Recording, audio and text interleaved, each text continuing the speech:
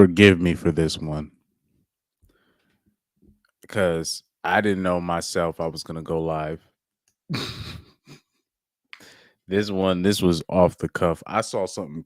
I saw something insane, and that gave me all the energy. I was tired from like work, bro, but that gave that when I saw that list, there was a list that I saw on First Things First, and I guess they were going over the lists that I guess quarterbacks or players listed.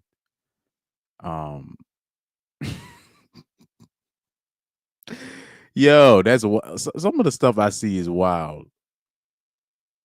Some of the stuff I see in this thing is wild, man. Also, another thing, I need to research something real quick, but I'm gonna share the screen that got me triggered to do this late night show. So, oh, um, let me open up the StreamYard link if anybody else wants to join. Um, I'm gonna open up everything else in a second, but let me just share the StreamYard link. Let's do some copy and pasting because I could not believe this list. I couldn't believe it. What people consider the smartest athletes and who they think it is it's beyond me. I don't even know how they make these lists. Anyways, let me put the StreamYard link in there just in case. First of all, I got to put join here. Join the discussion here.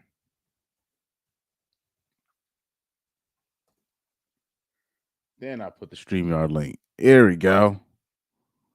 There we go. But I got to pin it. I got to pin it.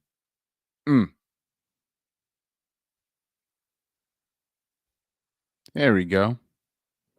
Also, I wanted to let me add something real quick. I don't know how I was gonna let me see how this overlay will look. There we go. That's gonna be the background for today. This is the most controversial kicking team for no reason of all time. The most controversial kicking team of all time. For no reason. For no reason. The best this is the most the the most controversial kicking team for no reason. Oh, this is gonna be the background for today. This is gonna be the overlay. Um, First of all, let me hide it. I'm gonna add a different type of. Let me remove it. Actually, there we go. I fixed it. I fixed the overlay. See how you guys feel about this one. Okay, they fixed it. We in HD mode now. Here we go. Look at that overlay. Look at that overlay. That overlay is a feminazi's nightmare. Oh man, but I'm gonna show you the list that had me crazy. That had me going crazy. I'm just gonna just show you the list. Um, and also, if you guys have any other sports topics, please let me know. Um, as long as it's not hockey, I got you. As like literally, as long as it's not hockey, I got you. Now, obviously, I prefer soccer, but that's not my audience. Most that's mostly not my audience, so I understand that. So I'm good with the NFL for the most part. I like to say I had some interesting takes, only because I know I've said certain things in real life and people would be shocked. So, oh, got the hiccups. Get this water out.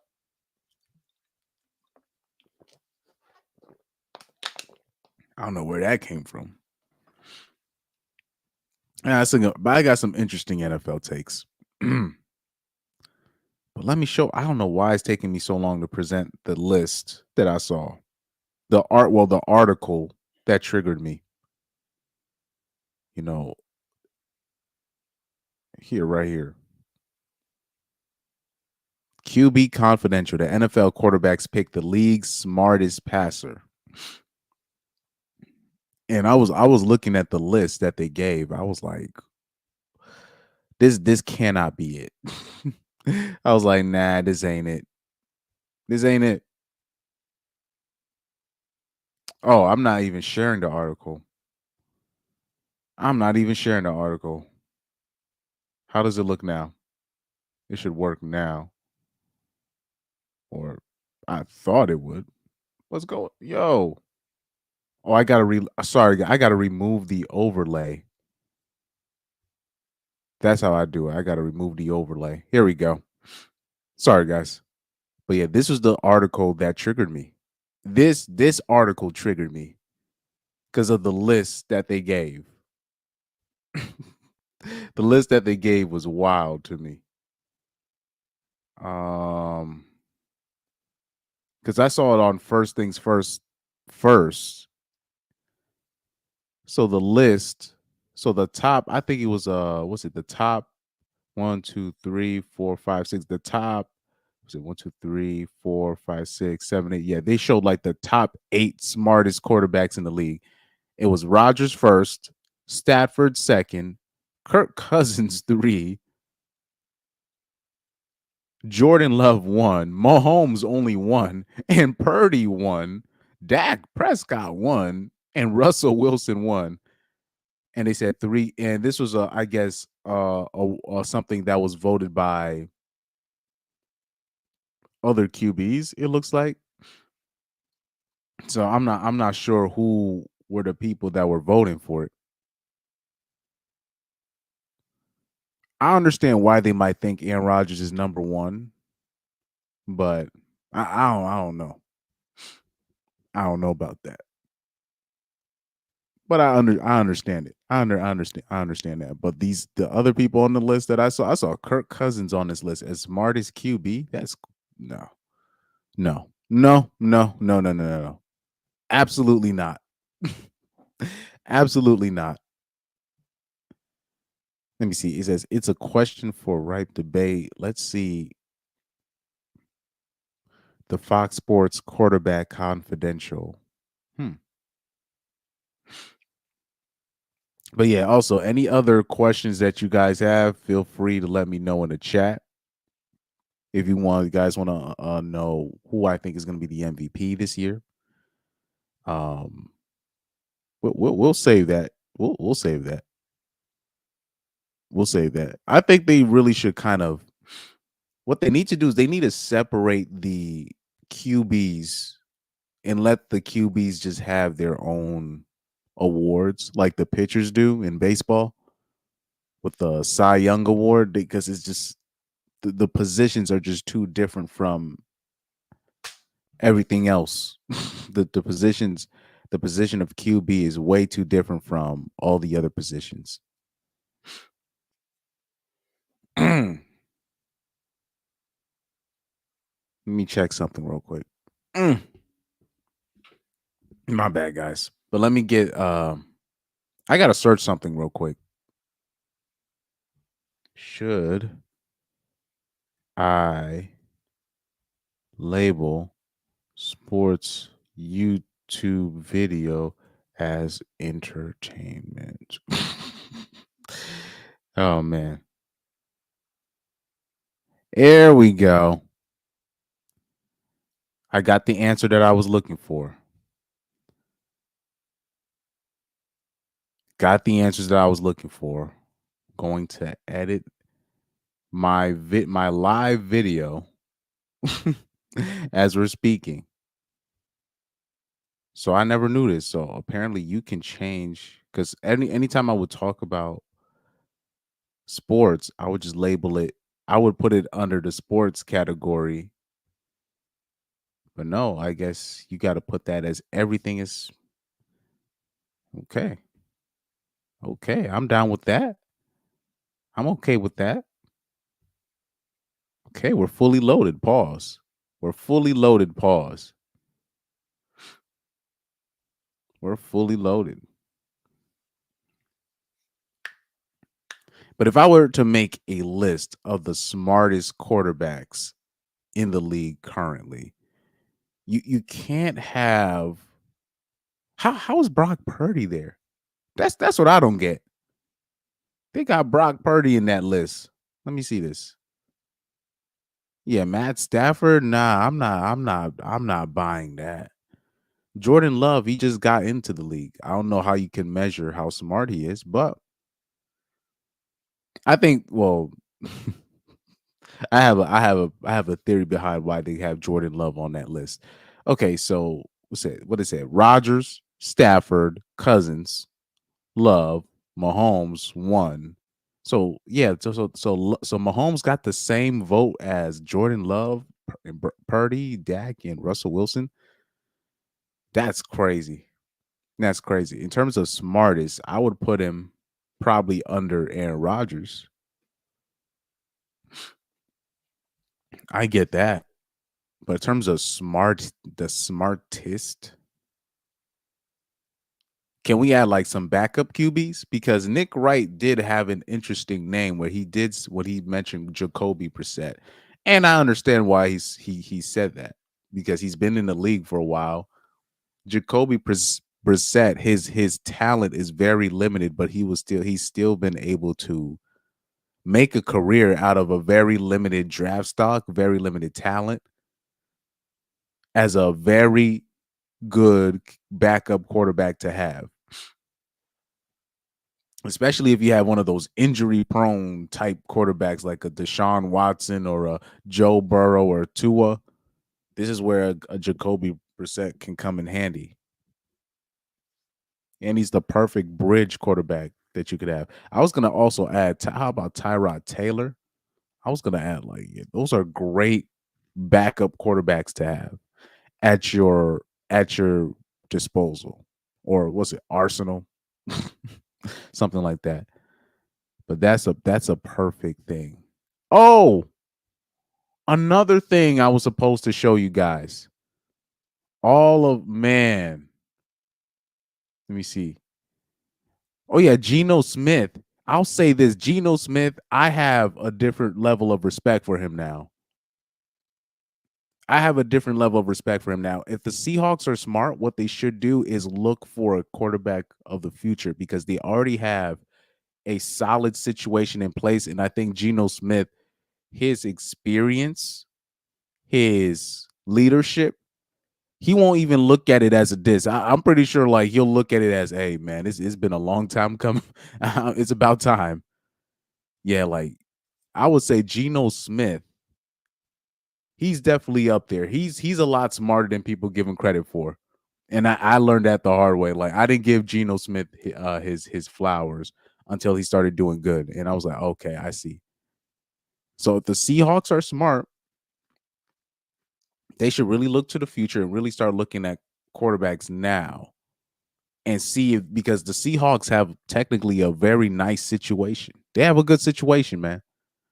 Where they could draft the QB that they kind of want in, the mid first rounds and maybe draft somebody that can do something. That I could do that. And also, I was supposed to show you guys my soccer influences, the people that I really looked up to growing up. That I was supposed to show you. I'm not, and I'm going to exclude the obvious like Balotelli and Hazard and Pogba because those are my three favorite players just in general. But I'm talking about the ones that I saw when I was like a kid, meaning like a child. The ones that made me really fall in love with soccer. Well, we call it soccer in the States, but it's football in Europe. Shout out to Educated Tyrone. Yeah, Jacoby Brissett. He's a gamer, man. I've I haven't given him the credit that he deserves. So I do got to give Nick Wright his credit where he mentioned Jacoby Brissett. I was like, oh, I did forget about him. He's made the most out of very limited talent. himself and for the team. And for the I'm talking about the Patriots when he was the backup for the Patriots for a minute. I mean, his talent his talent wasn't that good, and the people surrounding him, he didn't have as much. People make fun of him for being checked down Charlie, but I'm like, who else did he? Who else could he throw throw to really? Who else? Oh man, but yeah, Jacoby, Geno Smith. Yeah, Geno Smith really did a turnaround on his career. So yeah, hopefully we get a QB of the future soon to grow with our defense. Oh yeah, the Seahawks, like I said, if they get a QB with like some physical gifts, a Justin May, a Justin Herbert type, that would change things. That would definitely change things. That would definitely change things. Um, but yeah, if let me see. Oh, shout out D Shiznits, shout out to Reaper, and shout out to my guy Educated Tyrone. Oh, Educated Tyrone, if you can remember, because it was you.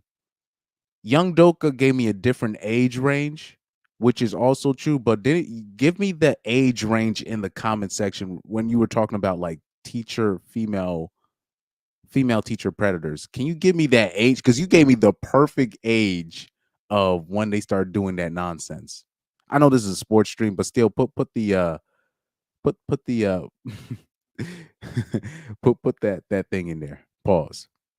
Let me see. Reaper. Shout out to him. Jameis Winston.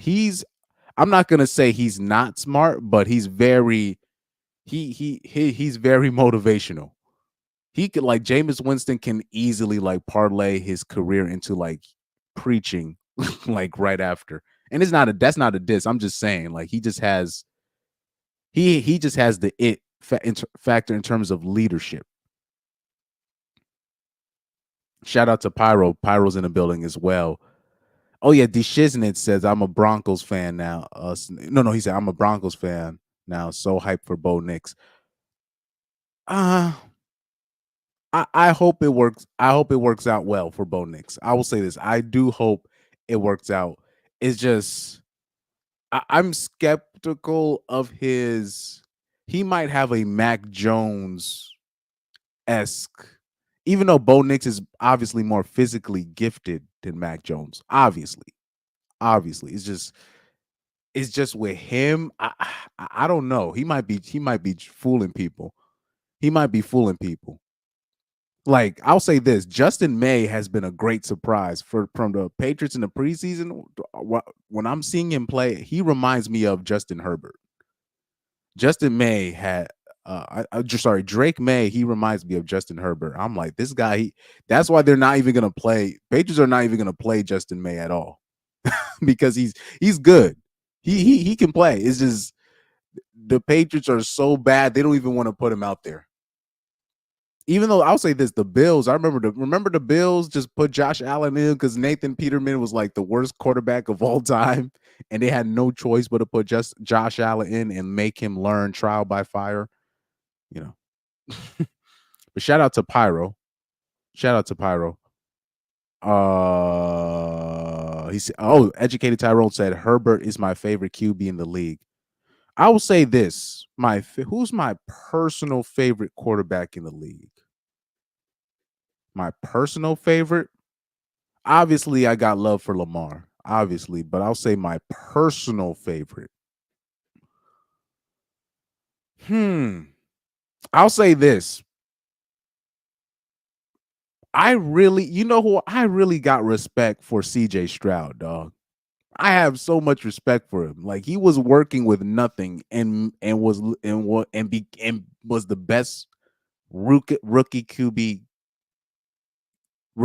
of all time. And he was working with nothing on the offensive end. Yeah, he had one of Shanahan's former assistant calling plays, but CJ Stroud was working with nothing, man. And people want to talk about Nico Collins now, but I'm like, eh, nah, I'm not buying that. I'm not buying that. I'm not buying that. Oh, yeah, so that means it was young Doka. So that means that age range that he said was right, because it was either you or young Doka that had that age range. But yeah, it was. I guess it was young Doka. But that age, basically, the age range that young Doka chose was the what you call the epiphany phase. And because women are now, I know this is kind of off topic, but because women now are not finding those simps or the suckers, the guys in the epiphany phase, and they feel like they can extend their 20s, the epiphany phase, now they're just looking for to do things that they've never done before, even if it means becoming a predator themselves. Let me see. Educated Tyrone said, in the Herbert versus Burrow debate, I always take Herbert's side. Nah, like, especially when we talk about smart QBs, you can't have a smart QB list and not have Joe Burrow on there. Like that list right here, when they're saying Rodgers, Stafford, Cousins, Love, and no Joe Burrow, that's wild to me. Now that's wild. That's wild. That, like, me, that can't be me. I couldn't do that. I'll say this. Yeah, my favorite quarterback, I'll say, I guess I can say it's Lamar Jackson. I guess I guess I can say that. I guess I can say it's Lamar Jackson. Um um let me see. Yeah, Lamar. Lamar. I'll give him his credit. I'll give him his credit. Um he said I just think he said I just think the Chargers are incompetent. Well, they may I remember they did a overrated list. Now, let's see if you guys let me see. What's it? They did the NFL most overrated QB list. NFL most overrated QB list. They did like yeah, they did a overrated list. And they had Josh Allen number one. That I disagreed with. That I disagreed with. I know he'd be throwing them interceptions like crazy, but that I disagreed with. Hold up, let me pin something real quick. Let me pin something real quick. Let me pin this real quick. Jesus, man. Okay, close. Oh, they gave me a notification. They like, hey, adding moderators can help you. Nope. I will say this, no disrespect, but the reason why it's almost it's the same thing with Corey Holcomb. I don't. The reason why I don't even want to add a moderator because I don't want just people just blocking somebody and then it ends up being a disagreement. Because I've already had people arguing in my comment section. I've already had people arguing in my in my chats. So this is why I don't want to just add mods per se. It would have to be even if it was Ainsley. I don't know. I don't know. I don't know if mods are gonna be my thing. I don't know. And if like say if I were to have a mod, I would just tell the mod, look, only block if only block the person if it's a sex bot. You know, one of these hackers, those sex bots that be showing up. Then maybe he said Drake May is the dark skinned Drake. CJ Stroud is a dog, man. I have so much respect for him. Educated Tyrone said best rookie QB season since Cam Newton. Well, people forget like the first two rookie games Cam Newton had, he threw for like over 400 yards. Like yeah, it was like something crazy. Like he had like Cam Newton's debut was crazy, crazy, crazy. So yeah, educated Tyrone mentioned Tank, but he got injured earlier in the almost in the middle of the season. So it ended up only being Nico Collins. So Tank Dell got injured in the middle of the season. So that even bolsters CJ Stroud's case. Educated Tyrone said Diggs is gonna be mad when they take all the targets.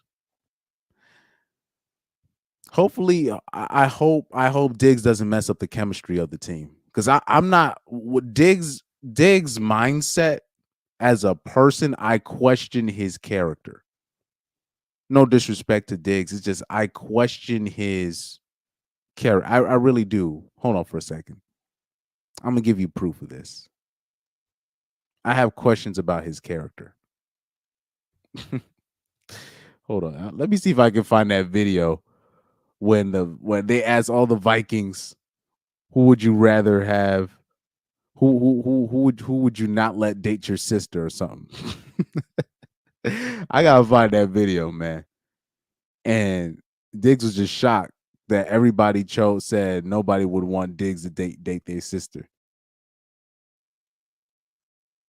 That was hilarious. Let me see if I can find that video. That was as funny as it gets. That was as funny as it gets, man. Throwback edition today. Remember when I asked some guys about dating their sister? Well, we're going to ask some of the new guys that as well. Davin, what guy on this team would you least like to date your sister? What the hell?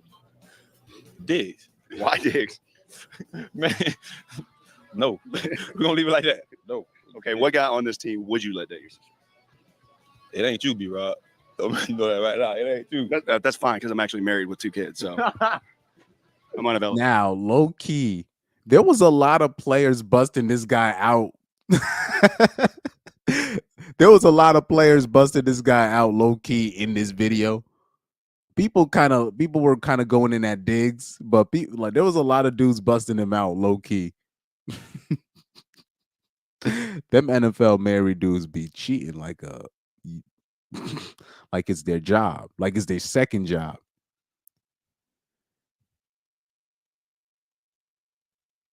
Man, Lisa, that is surprising. Joe Burrow should have gotten a vote for smartest QB easily.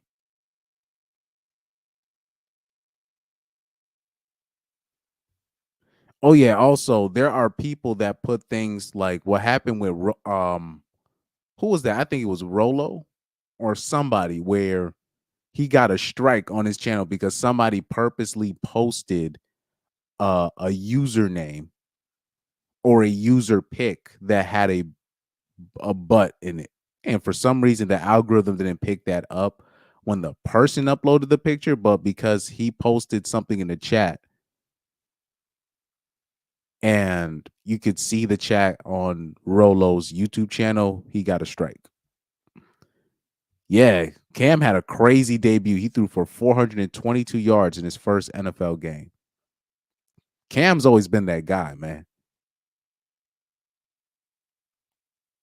Oh yeah, hate speech. That's what I was about to say. Pyro said, I mean, I wouldn't really care what they say, but your channel would be at risk because of hate speech. Speech that they hate.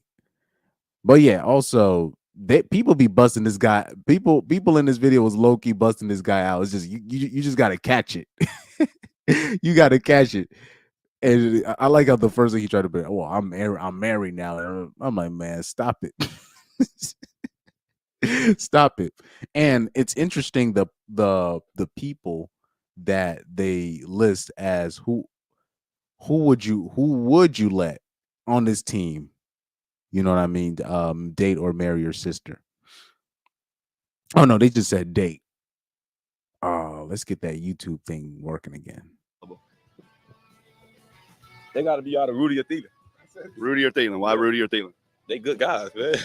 They good, genuine, hey Dalvin guys. So as long as it's a good, genuine guy that walk up to the door and ring the doorbell, we all right. All right, thank you very much. What guy on this team would you least like to date your sister? Oh yeah, and then everybody said Thielen, Adam Thielen. So that means he's a decent dude, really, in real life. Yeah, it was a lot of people in this thing. They said Adam Thielen, but when they asked, "Would you let Diggs?" They were just like, "No, absolutely not." So you already know what kind of time Stephon Diggs is on. You already know. Oh, Stephon Diggs. Why Diggs? He's crazy. He's just outrageous. Don't know what he's gonna say. Just don't know what to expect every day. So he can date my sister, What guy on this team would you let date your sister? Adam Thielen. Why Adam? I don't know. He's just a good guy. Same guy every day. You know what you'll get from him. So I ain't got nothing to worry about. So yeah, in that video, you guys got to look that up, man. That was good stuff. But anyways, let's go back to that list, that overrated list. They had Josh Allen as number 1. So we went from, remember when the media used to like love Josh Allen? Like I'm talking about so now they're saying he's the most overrated after one playoff loss to Patrick Mahomes. This what we doing?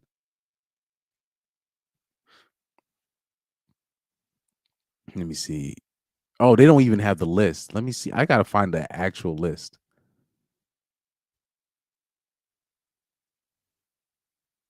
Ah, here we go. I hope this is it.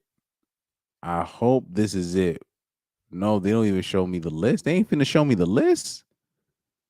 Man, what kind of stuff is this, man?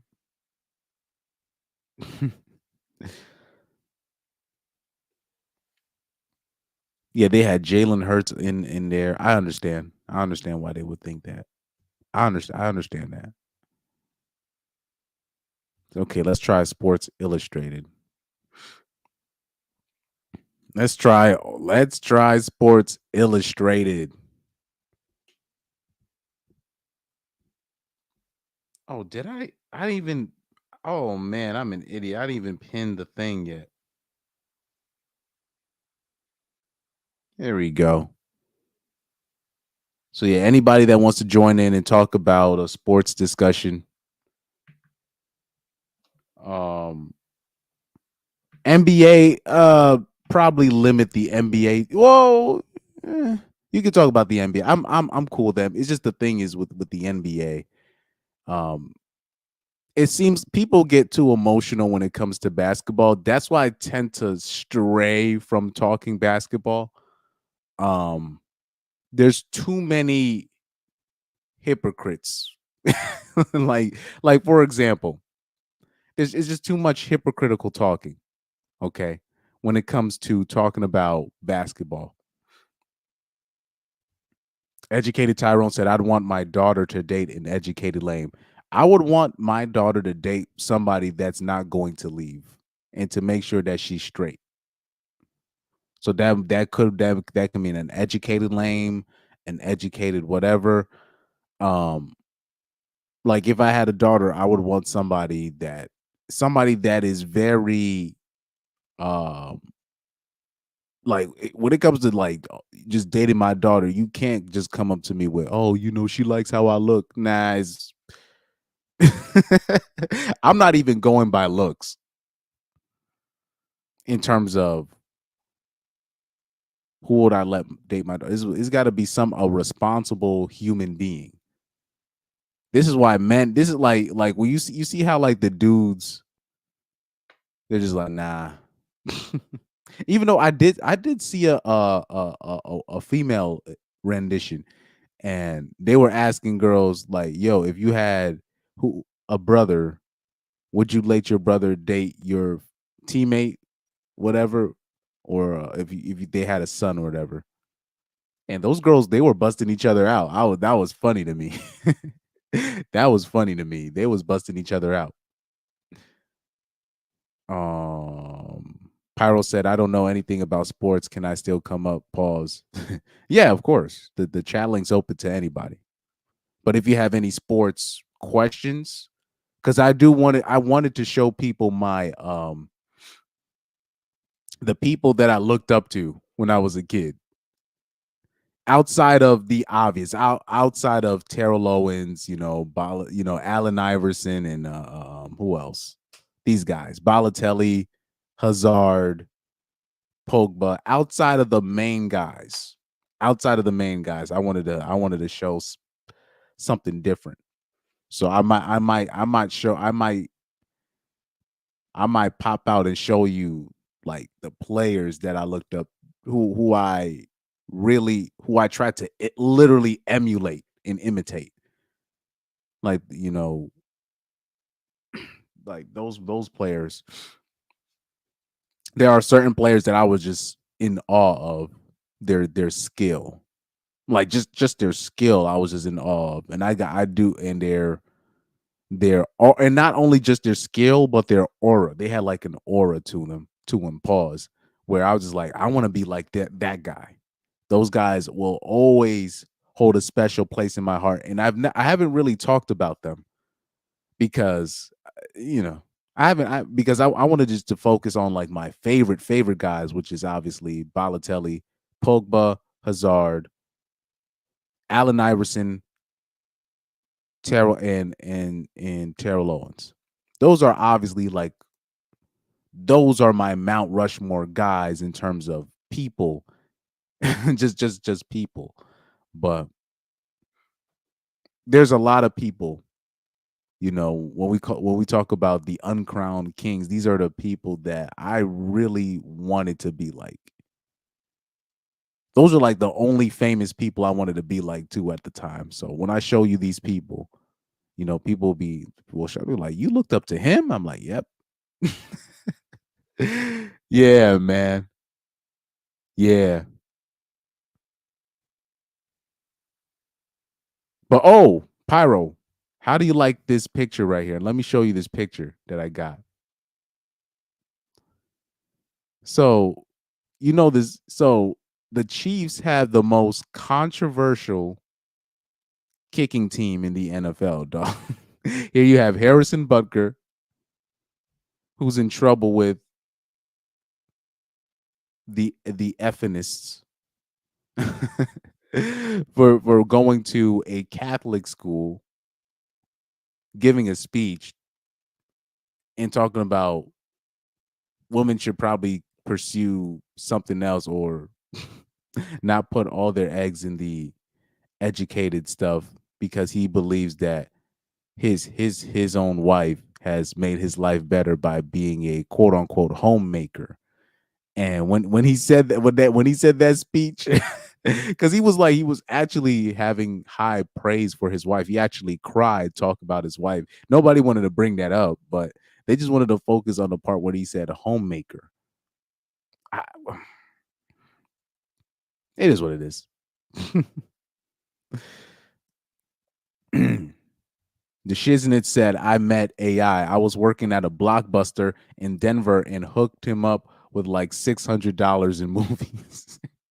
Oh, man. And that's the thing, when you like a celebrity athlete, man, people be actually, it's crazy. They actually want to give you, they want to give you money. They want to give you special perks. So if you're an athlete, if you're a well-known athlete in the city or area, if you're like a star college football athlete, they will just have, mostly professional, they will just have like a table set aside just for them, a special table.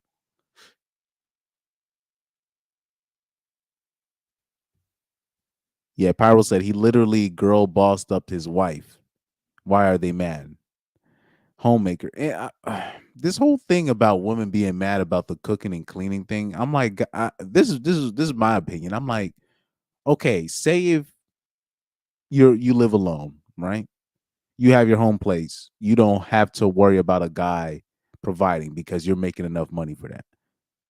at the end of the day, whether you're living with somebody or you're living by yourself, you it's probably best for you to practice. You need to know how to cook your meals. You know what I mean? Like you can't be doing DoorDash every day. That's unless if you got like unless if you like Michael Phelps, right? Or one of these unless if you're like a swimmer, then the food is not even gonna do nothing to you. But I know these 304s ain't working out like they supposed to, so I don't know why they complaining. Let me get some water. I might. Well, no, let me not. I'm not gonna be on some Corey Holcomb stuff, eating my food on air. I'm not gonna do that. Eating my candy on air.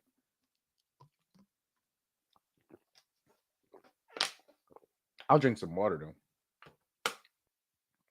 I'll drink some water. But anyways, yeah. Any sports questions? Let me know in the chat if you want to join the panel. Bring something up. As long as you're not talking about hockey, we're good, bro.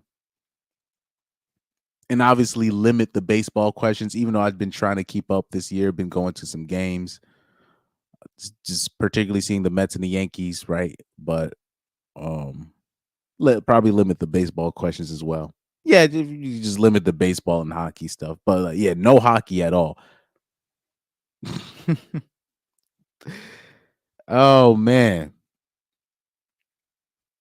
So yeah, Pyro, you said it right. He said, so they want to be a wage slave, as the Twitter tards say. Yeah, they rather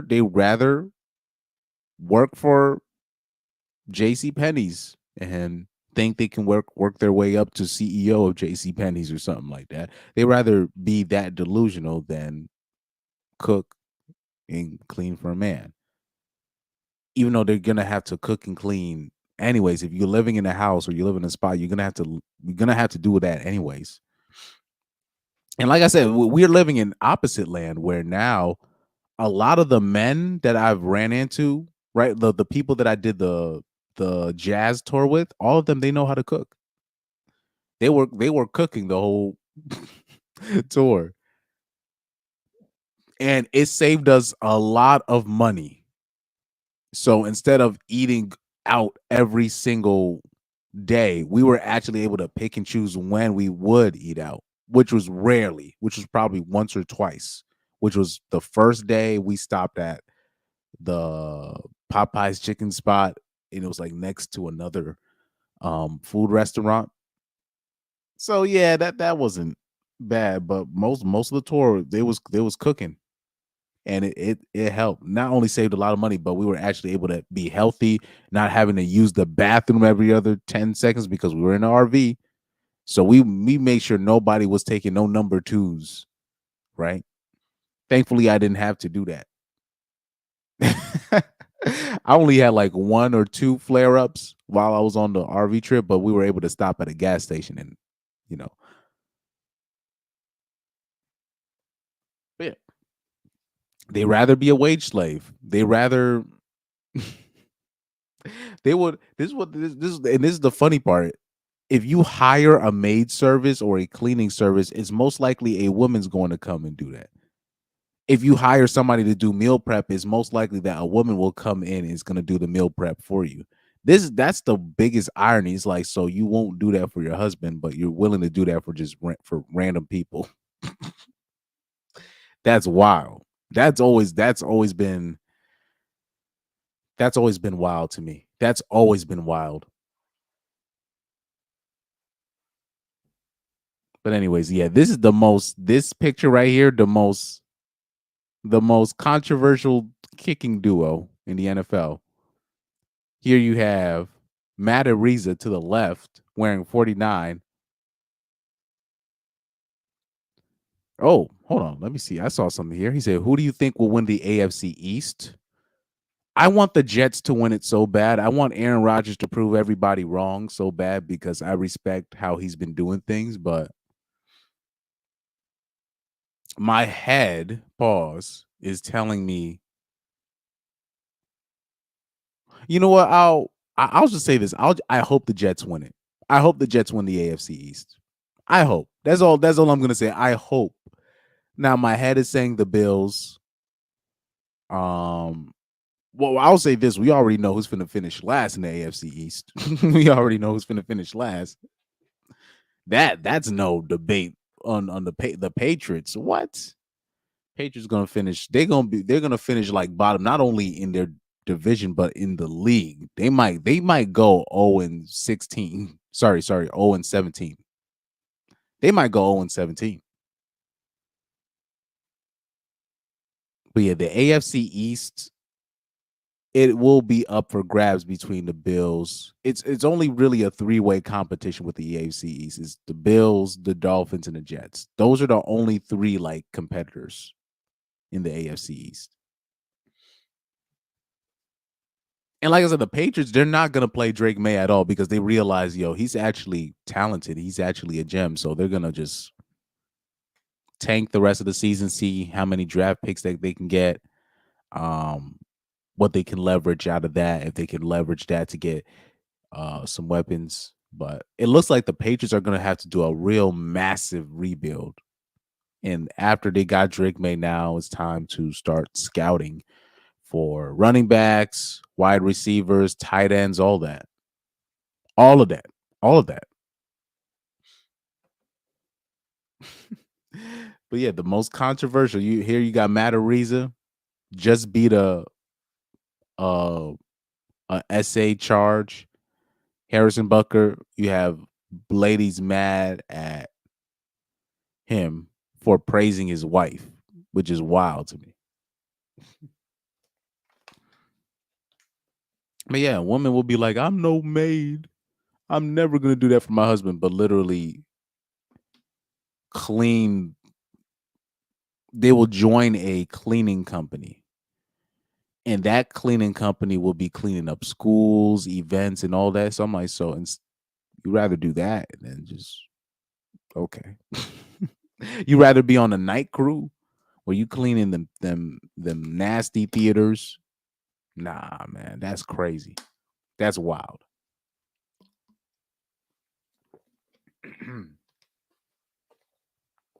That's just wild to me.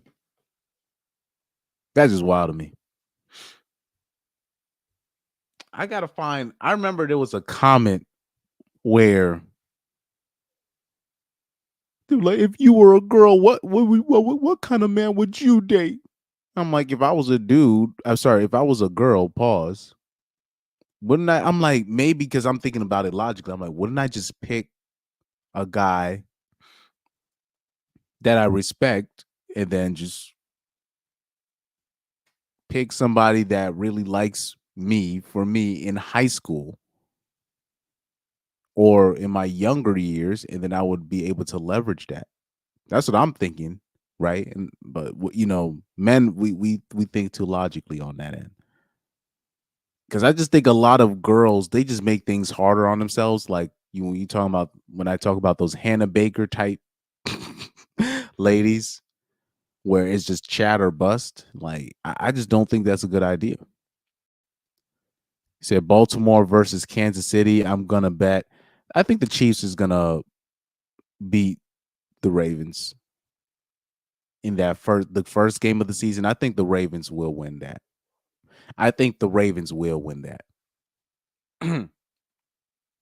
But yeah, remind me if I forget. Around 11:15 or 11:30, I will put up the pictures of the players that I really admired growing up. Even, I'm not even gonna do just for soccer. I'm gonna do it for football and basketball. There's a lot of like especially people that watch basketball. There's a whole lot of role players that you just fall in love with as a kid. But anyways, the reason why I mentioned earlier, I said I don't really do basketball because people get way too emotional about these topics when it comes to basketball. No, Kobe's better. No, LeBron's better. I'm talking about they be in wars in the comment section in real life when you're at the gym just shooting. People get way too emotional about this Kobe versus LeBron thing. That's wild. Even though I will say this, me personally, say if I grew to be 6'2", 6'3", 6'4", whatever, if I was NBA size, and people ask me, who would I rather play for? Who would I rather play with, Michael Jordan or LeBron? Believe it or not, people get shocked when I say I'd rather play with Michael Jordan, because I know my skill set as a basketball player. I know I can't shoot. Like, I can't shoot at all. But I used to, like, when I was in my athletic prime, I used to play great defense in basketball. I was talking about great defense. Now my defense is trash, but so I'm just taking, like, if everything went right for me athletically, and say if I grew somehow to be 6'4", 6'5", 6'6", right? I would be more suited to play with Michael Jordan. I feel like Michael Jordan would love me. I would just play defense, give him the ball, get out the way. That's what I would do. And make nice cuts to the basket so I can dunk it or lay up if I was taller, right? I think if you're a shooter, playing with LeBron is a dream. If you like to just score, if you're a scorer, playing with LeBron is the obvious answer. He said, educated Tyrone said, debating basketball is insufferable. Oh, speaking of which, if you guys want to get like cogent, non-biased, opinionated, but non-biased but very opinionated basketball, you guys need to follow Ticket TV on YouTube. Let me bring up his channel because it's funny. Ticket TV is hilarious. I've been watching Ticket TV since I was a freshman in high school. So that's 2012. Wow. Yeah, if you guys can follow Ticket TV, man. When he talks about basketball, or when he lets the panel join on and talk about basketball, that is some of the funniest stuff you will hear between the basketball heads. Some of the funniest stuff. Yeah, please subscribe to Ticket TV. He's great. He's awesome. I've been following him since 2012. He is awesome.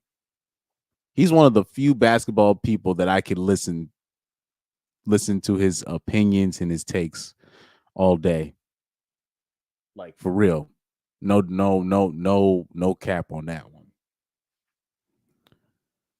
Let's see here. Before I reveal my peoples. Ticket is hilarious, man. Ticket is hilarious. But here's the thing. And I've been catching way too many people up on this. On when it comes to this whole thing about the NBA being super soft today and whatnot. But then this is where I start asking the OGs. I'm like, okay, so you talk about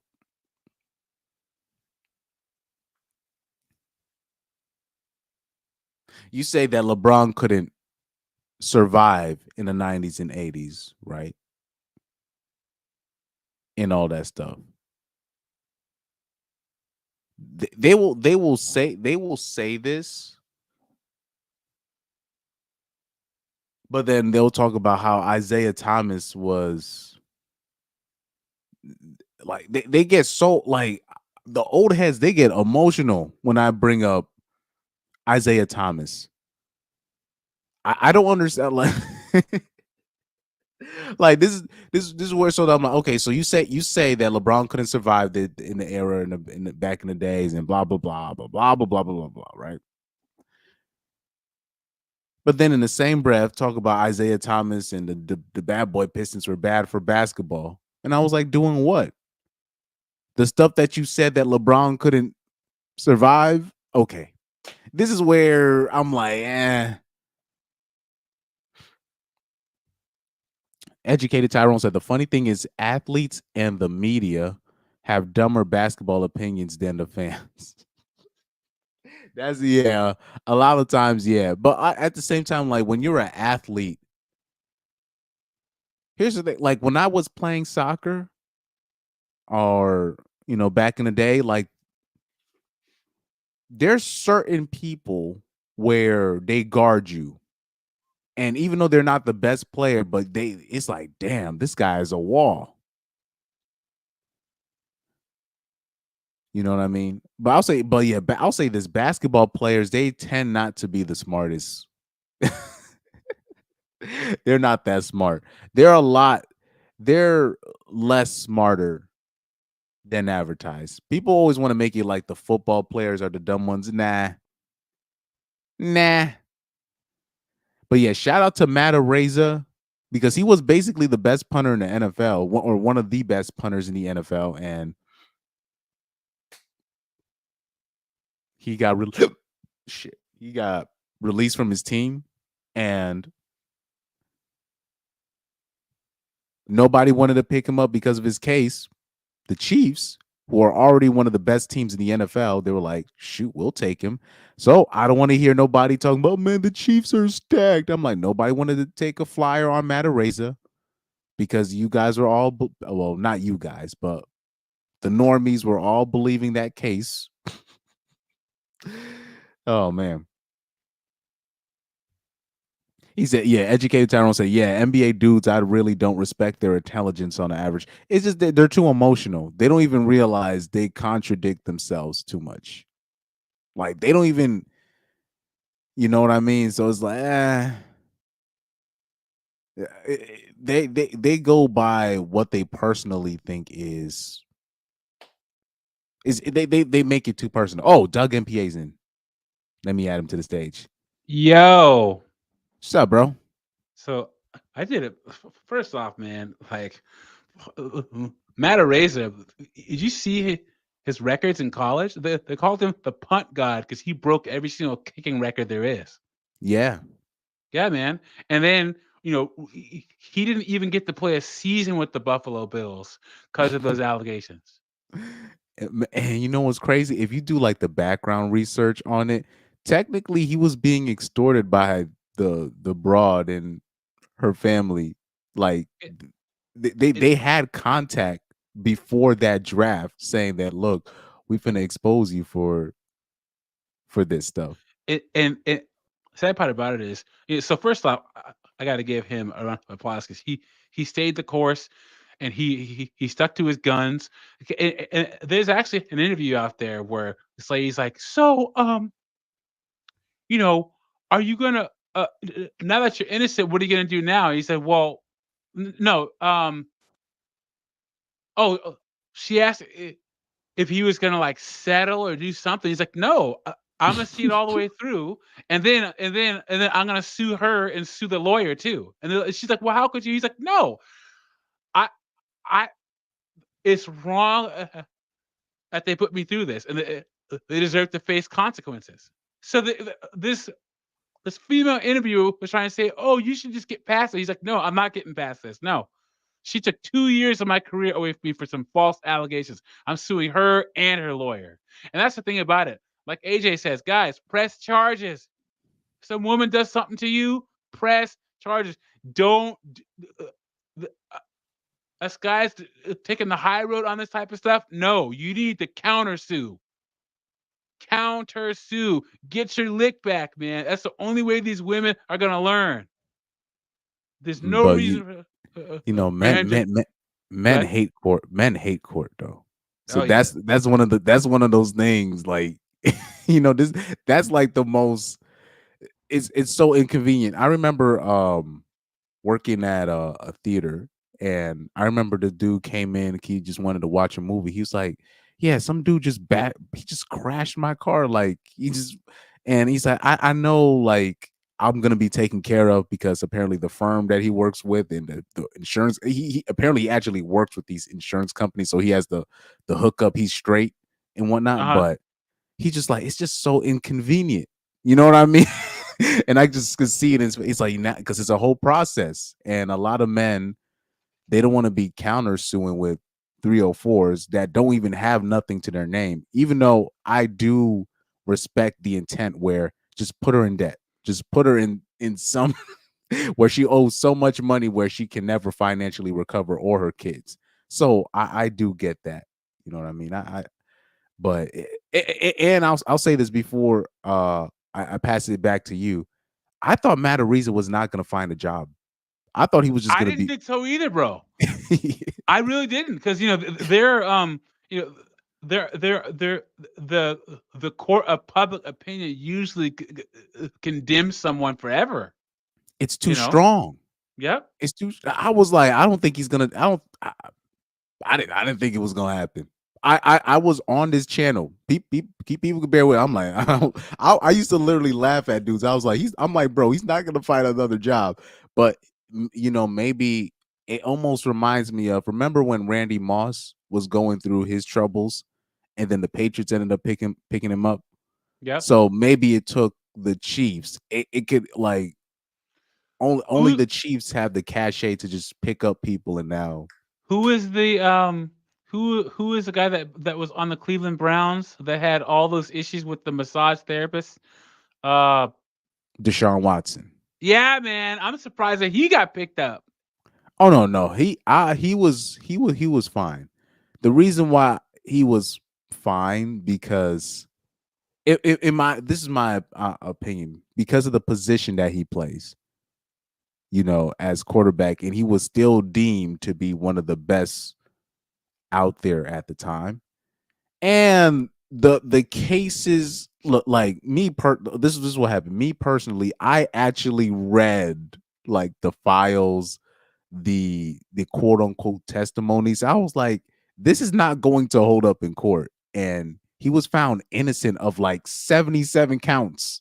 You know what I mean? Like that shows you how flimsy that issue was. This is a black man in a Texas court. And I'm talking about none of the charges sticked. None. And it was like it was like in the 60s and 70s. So, but if you actually read up on what the woman said that he did to them, there was no case, but he was just basically being put through a humiliation, you know, by the owners, in my opinion, because he demanded a trade from the Texans at the time. Yeah, man. Yeah. Did you see what happened with that guy that plays with the Chiefs that got in that wreck? Oh, Rashid Rice. Yeah, what a freaking idiot, man. Come Oh, on. What an that's idiot. I'll say, you know, stuff like that, it happens more often than people think. It's just, have you ever watched the Jessica Jones Netflix series? Have you ever Yeah, watched uh-huh. that? Uh-huh. Do you remember when because I didn't finish the last season, but do you remember in the beginning of that season, the black dude, I think his name was Malcolm, Yeah. and like mhm. he was representing the athlete that he crashed something, but he was able to prevent it from going on Twitter and on the media outlet because he was able to pay the person off. Yeah. That stuff, I've seen that happen in real life with certain people. Like I've seen that. I'm talking about, I've seen that happen with even local high school athletes, where it'll be somebody do some crazy dirt, but it gets swept under the rug because But they were a great you also athlete. see it when a famous person like messes up or leaves their management company behind or something, and that machine's not behind them anymore. And all of a Yeah. sudden you're like, oh man, they're getting caught up. All of a sudden they're doing crazy. No, they've been doing crazy stuff the whole time, but now they have now the machine that's covering it up isn't there anymore. Antonio Brown is the perfect example of that. The perfect example. Oh my God. Like I remember, like I used to see him do like real suspect stuff. And I used to be like, man, this guy is not a good person, man. Then the Facebook Live thing happened. And I was like, man, what kind of, I was like, I used to literally say verbatim, I said, what kind of ninja does something like that? Like me and my roommate we had like discussions. We're like, what kind of black man does something like that? We really had like a serious discussion about this. I'm like, Antonio Brown, this dude is he's one of these, he's people like to say they call him special. some it says, yeah, he's special. Like Antonio Brown is just an interesting head case. It's just, he just does things weird. He just does things weird. Yeah, man. Yeah, it's just the you're talking about basketball players. You know that 87% of basketball players get divorced after they retire, or Yeah. or or after they leave the NBA. 87%. That's crazy though. 87. That's just bad. Like if you're a basketball player, how can you even get married after that stat? How? I don't know. Guys keep doing it though, because it's freaking morons. Even like the rate that we have it at, which is like what 50 to 60%. Just like if it was at like 20%, that's still too much of a risk for me. 20, if it was a 20% divorce rate, that's still way too much of a risk. Because if it starts hitting the 20 to 30%, that means it's a problem. But 87%, that means if you're a basketball player and you marry somebody, it's almost 100% guaranteed to fail. It's going to fail, basically. It's Yeah. going to fail. Did you see the whole Cam Newton, Dr. Chantel, whatever the heck interview? Oh yeah, I did a whole thing on it, Oh, you on did? my yeah. Okay, cool. I'll say this Check because that out. I've already said this ad nauseum. Um Dr. Cheyenne Bryan is 41 years old. Not married, No, no kids. no married, no kids. I'm not gonna say she's a failure, but I've known about Cheyenne Bryant for almost 10 years. I'd never heard of the woman. Never. Like So who is she? I don't know who this person is.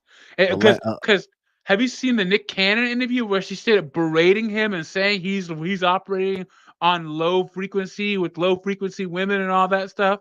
Have you seen yeah, that? It's I even did. worse. I did a segment on that too. So that is just she's not somebody that I respect. And I don't know, Doug, if you might, if you see some, if you happen to catch one of these videos that I did about that, you'll see in the comment section people are just like, "How are you defending Cam and Nick?" You're just like, "Bro, are you guys?"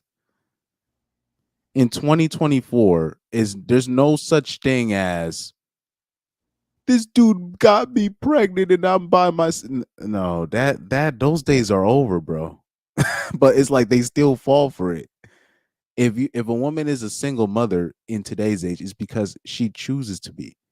And the woman choose to be basically part of Cam Newton's harem. They choose to be part of Nick Cannon's harem. So there's nothing even more for me to say on that end. And And the sad obviously, part about it is life as a Cam Newton baby mama is a better life than a lot of these women are ever gonna get.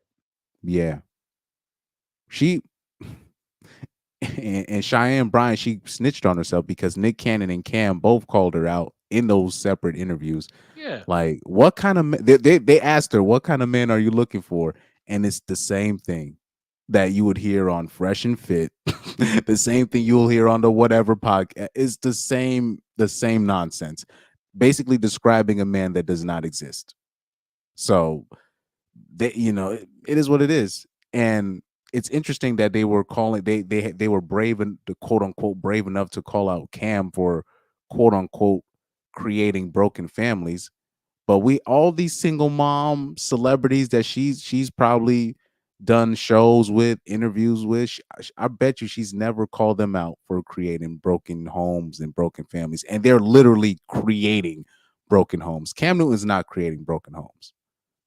But the broads are out here intentionally breaking up homes.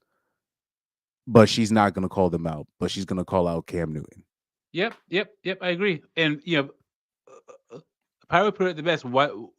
You know that Elon Musk has like 8 kids. No one's saying that he's a deadbeat, dusty, broken homes. But Cam Newton is. Are you serious? What are we talking about? It's just, I'll say this, particularly with Cam Newton, it seems like he's an easy target. And the reason people were asking Cam Newton to press her, I was watching Undead Chronic, and it was I think it was Undead, and I think it was Ribby. or was it Chaz? But I think it was Ribby. They were saying like, why don't Cam press her? She just contradicted. The reason why Cam can't really press her is because if he presses her, he's gonna look like a. If it's a famous person pressing a woman saying stupid stuff, they're gonna call him a misogynist, and they're gonna bring up the comments that he made about the females knowing about what routes was. Remember, he got in trouble with that. What he was. So they're gonna bring that up. So there's really no win for Cam, and Cam tends to be an easy target for people to pick at just in general. So that's why he couldn't really. All he could do was just let her talk, which is what he did. So, yep. And Nick Cannon was the same way. All Nick Cannon could do, he couldn't come at her heavy. Like, and the way that she's talking to these guys, that's my biggest problem. It's like, who are you to be talking to these guys this way? I guess maybe they had some kind of incentive to get braided like that. But come on, man. It's just like, I haven't even made it through the whole interview. I just can't, because she gets brought up like she's a man. Well, I hate when women talk to men like they can beat them up. That's the worst thing with modern women. If there's any ladies listening to this, ladies, never talk to your man like you can kick his ass. Never do that. That's the fast way to turn a man off, is get brawlic and try to berate him like you're his mom, or you can beat him up. And that's what she was doing, especially freaking Nick Cannon. Like, are you serious? Like, what? I don't know, man. That's why, guys, no female therapist, no female psychologist, no female therapist. Don't do it. It's just like, did you see that video? I think Dennis Sperling had on his, where it's a group of guys in the army, and there's like a female drill sergeant. You know, there's like a guy there who's like his assistant drill sergeant, but this woman's like, "I'm your mama now, and you gonna talk to me, boy?" And you blah blah blah. And these guys are sitting there like afraid of this woman. I'm like, any of these guys can reach, And Chris Mike, what color do you think the freaking drill sergeant was? The woman. Don't tell me it was a black female surgeon. She's a B-dub, of course, man. Come on. Oh man, that's And it's not like, good. any of these guys can reach their hands around your neck and freaking choke you out. And I'm your mama now, boy. You gonna eyeball me, boy? Blah blah blah. And they're just sitting there at attention, like, are you serious? Of course, they had to have like an assistant, male, drill sergeant behind her, because she's like 5'5". It's like, are you serious? You're gonna have this woman, drill sergeant, yelling in your face? And it's just like female police officers. I see female police officers walking around, doing that authoritative cop walk, that, like, kind of like full step at a certain cadence kind of. It's like, come on, man. Come on. A woman drill sergeant yelling in your face. Could you imagine, dude? Really? So Corey Holcomb, two things I'm going to bring up Corey Holcomb did. So that's how I know about Cheyenne Bryant. Around 2016, Corey Holcomb did I'm talking about 2015 or 2014. Corey Holcomb did a show with Zoe Williams during that time, and Cheyenne Bryant was on there. And then Corey Holcomb kind of brought it up again, like 3 years later, and he was trying to say, he said then that Cheyenne Bryant, she's pretty.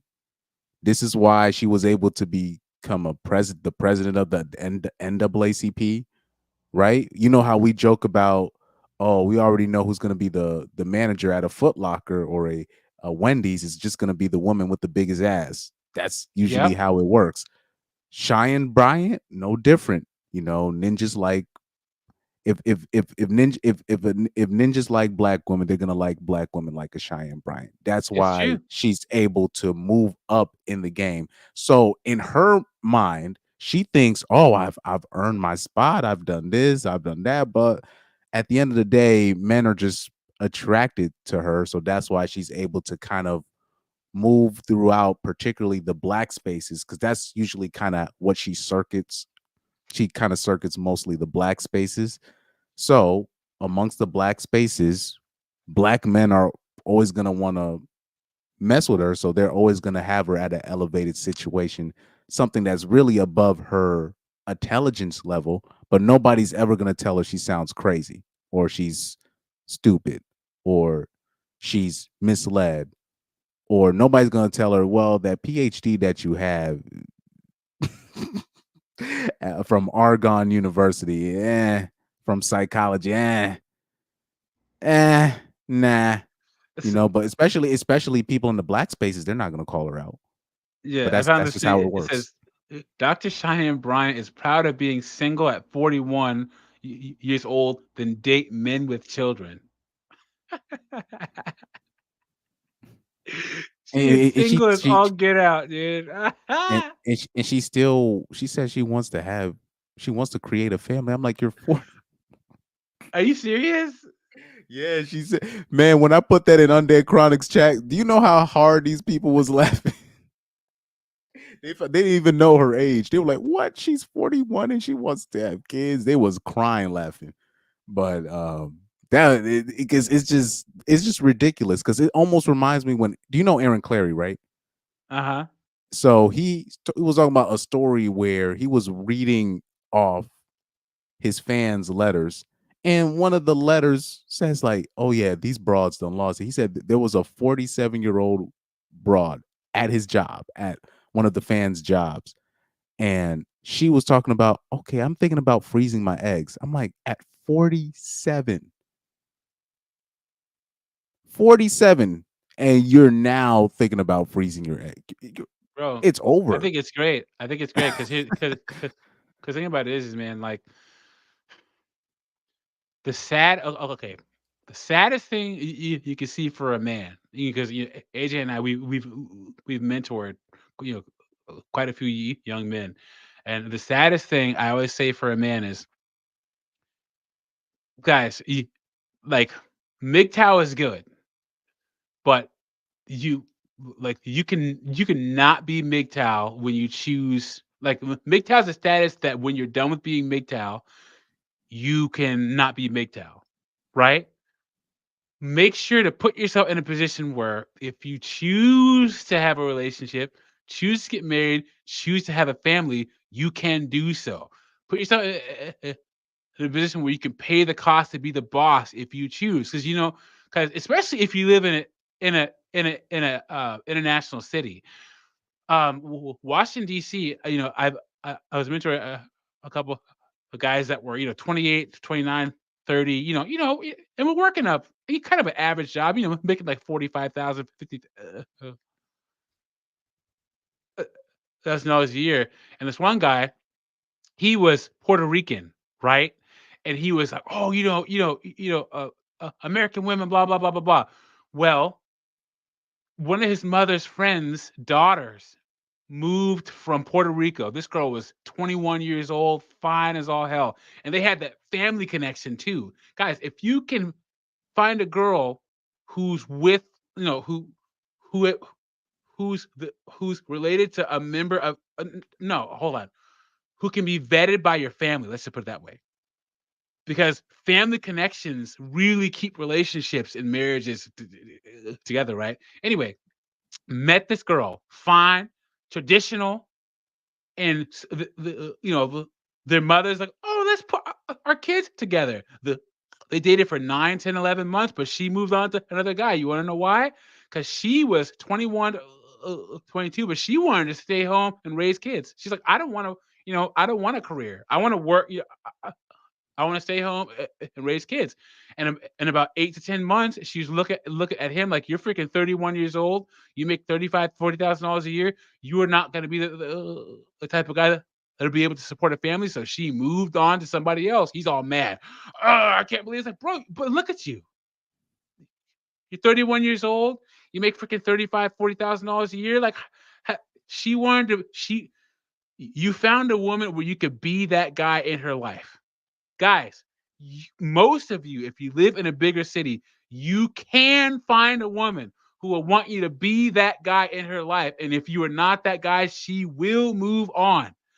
That's the saddest thing with a man. Saddest thing with a woman is when remember, most women, they say, I don't want kids. I don't want to be married. I don't want this, but they're leaving off the The next part of the sentence. I don't want to be married until I have a master's degree.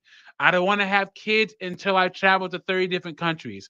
I don't want to, I don't want to settle down until I've done all this stuff. But women will get to the point. Most career-oriented women will get to the point where they've checked everything off that list. And then they're sitting there 35, 38, 40 years old. They want to get married and have a kid. And when you met a woman who their eggs are dried up, no eggs left, multiple rounds of IVF, and they can't have kids, it is the saddest thing I've ever seen in my entire life. And I've seen it multiple times, you guys. And we're also starting to see an aversion towards these women who say, "Oh, if I don't have kids of my own, I just want to adopt." I'm starting to see women wake up from the concept of not raising a child that's genetically yours. Because guys, you don't want to raise a child that's not genetically yours. I'm starting to see women that are starting to wake up from that too. Educated Tyrone said, I almost crashed out on Akeisha years ago for talking crazy, but it was inside a Rite Aid with mad witnesses, so I kept it verbal. I will tell Good job, you buddy. this, like, don't, if anybody else is listening in the chat, don't, if you encounter a wild mammy, which I've been doing that Wild my mammy. whole life. So what you need to do, just agree with what she's saying, just hope that she just goes away. Don't fall for the trap. I've been doing a good job at it so far. Just let the mammies talk. Just let them talk. It's just hope that they go away, because it's a lose-lose situation. Even if you stick up for yourself, just understand it's gonna get loud. Like, really, like, I'm talking about really loud. And like I said, when we talk about mammies come from, it's race neutral. There's Latina mammies, there's Karens, right? So it's, when you encounter a wild mammy, just let them, just be like, yeah, all right, cool, and just go about your day, because they're mentally, particularly when you're talking about older women that have already been passed around in the game, and they're just older now, and they just have nothing to do but be messy.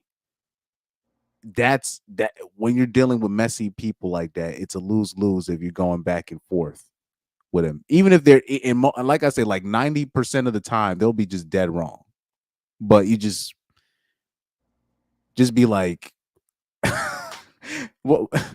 like every fighter that I've met in my life, they've always said, if you encounter wild people in real life and they just want to go after you and all that, just be like, I'm sorry. If you step on their shoes, just be like, I'm sorry, move on. This is what fighters will tell me. So they're just avoid that kind of conflict at all points. And I'm not talking to educated, I'm talking about to everybody. If you can avoid it, avoid it. But especially when you're talking about a wild mammy showing her fangs, that's just not ideal. Well, that's like, there's this, oh yeah, men are just intimidated, guys. Men aren't intimidated by anything. They can't beat us up and can't eat us alive. Okay, women think that just because you don't want, like, if you have something to lose, guys, you have to be able to walk away. You have to, and women will call that intimidated. Women will call you wanting to avoid the situations that they can, that their recklessness can put you in, as being intimidated. No, it's sign language, guys. You gotta stay away from women that will put you in a situation that can cause you to lose everything. Stay away. And if any woman that says, "Oh, you're just intimidated," no, you just don't want to put up with their garbage. It's sign language BS. He's intimidated by me. No, it's because you're an agent of chaos. That's what it is. It does. I'll say this, in my case, I'm speaking anecdotally. It does help to have like a female witness, like, in terms of if the female witness has observed you avoiding the mammies at all costs, they will keep note of that. That has happened to me. So like when I was working, and I'm still working, but not at that spot anymore. But there were some mammies that I had to work with, and I would do everything to avoid them, but not disrespectfully. It's just they would always try way too hard on me, and it did help that there was like a younger female manager. She's one of those like younger female managers, like 23, 24, kind of pretty, but nothing crazy. But she would observe. I could tell that she would see me like not just really avoid people in general, but it was pretty obvious that I was trying to avoid them. So what's beautiful about this is if you can have a witness of some sort of you just trying to avoid toxic people, if you have a pattern of showing discipline, people will notice. So if something comes out about you, that a fake allegation, you'll actually have people come out and vouch for your character. Or in my case, people are already, the word is already out. Chris doesn't like to talk to people at work. Chris doesn't like to talk to real. He doesn't really like to talk to people at work. So once that's out there, it's kind of hard. It gets harder for just random mammies or random toxic people to just drop stuff in your life or drop accusations. This has helped me in the past when I was working at the theater, when people was getting harassment claims, but I never got an harassment claim because people knew how I was talking. So it does help to have a witness sometimes, but that might be, I'll say in most men's cases, it might be too much to ask for. It might be too much to ask for, to ask for another female witness or just a witness in general. But there's really nothing you can do when a mammy when a mammy does what she does. Like I'm trying to think of another story that I had recently with a mammy. You know how like one will just, she probably heard some gossip about you, and then she just trying to act like she knows your life, and now you're forced to listen to the mammy talk to Yep. you about solutions, and you're just like, yeah, you're not helping. you're not helping. And particularly, unfortunately with BW mammies, they suffer heavy from main character syndrome, Yep. main character They're syndrome. they're So they're the it's just heroes or the victims in every single one of their stories, or so, or sometimes both. they just really think the world really evolves around them. It's, you can't even put that character trait like me. Oh, sorry, you can't. You know how people like to say that. Oh, what white women suffer from that, but it's really a lot of women really think that they just really think they're the main character everywhere. They're always in people's way when you're in the mall, or if you're just walking. So they're always in a way where their boyfriend or their husband has to pull them from blocking people. Like, have you ever seen that video of that guy with his shirt off, but he be running up those steps, and it's Yeah. always like women in the way. It's Yep. always, and I'm talking about they're not paying attention, or they just you're just you're just like, bruh, how? How? But that's the thing is, when you're dealing with mammies, but by the way, this is not, we went way off topic. We went way we went way off Sorry topic. about that. No, it's all good. But Doug, do you have any what's your like favorite like sports team just in general? So me, it's either NFL or UFC. Those are the Mm, two that, and I'm a Seahawks fan. So mm. my favorite NFL player of all time is Marshawn Lynch. Oh, Um, same. I Gosh, like that. yeah, I man, love that guy. he's the man. He's the man. But yeah, man, I've been I'm interested to see what's going to happen with Aaron Rodgers, man. What's going on with Aaron Rodgers and the Jets? They said that whole thing's falling apart. I hope it doesn't, because I do have respect for Rodgers low key for like holding his nuts in terms of the poke. You know what I mean? So I do have respect for him on that end, but I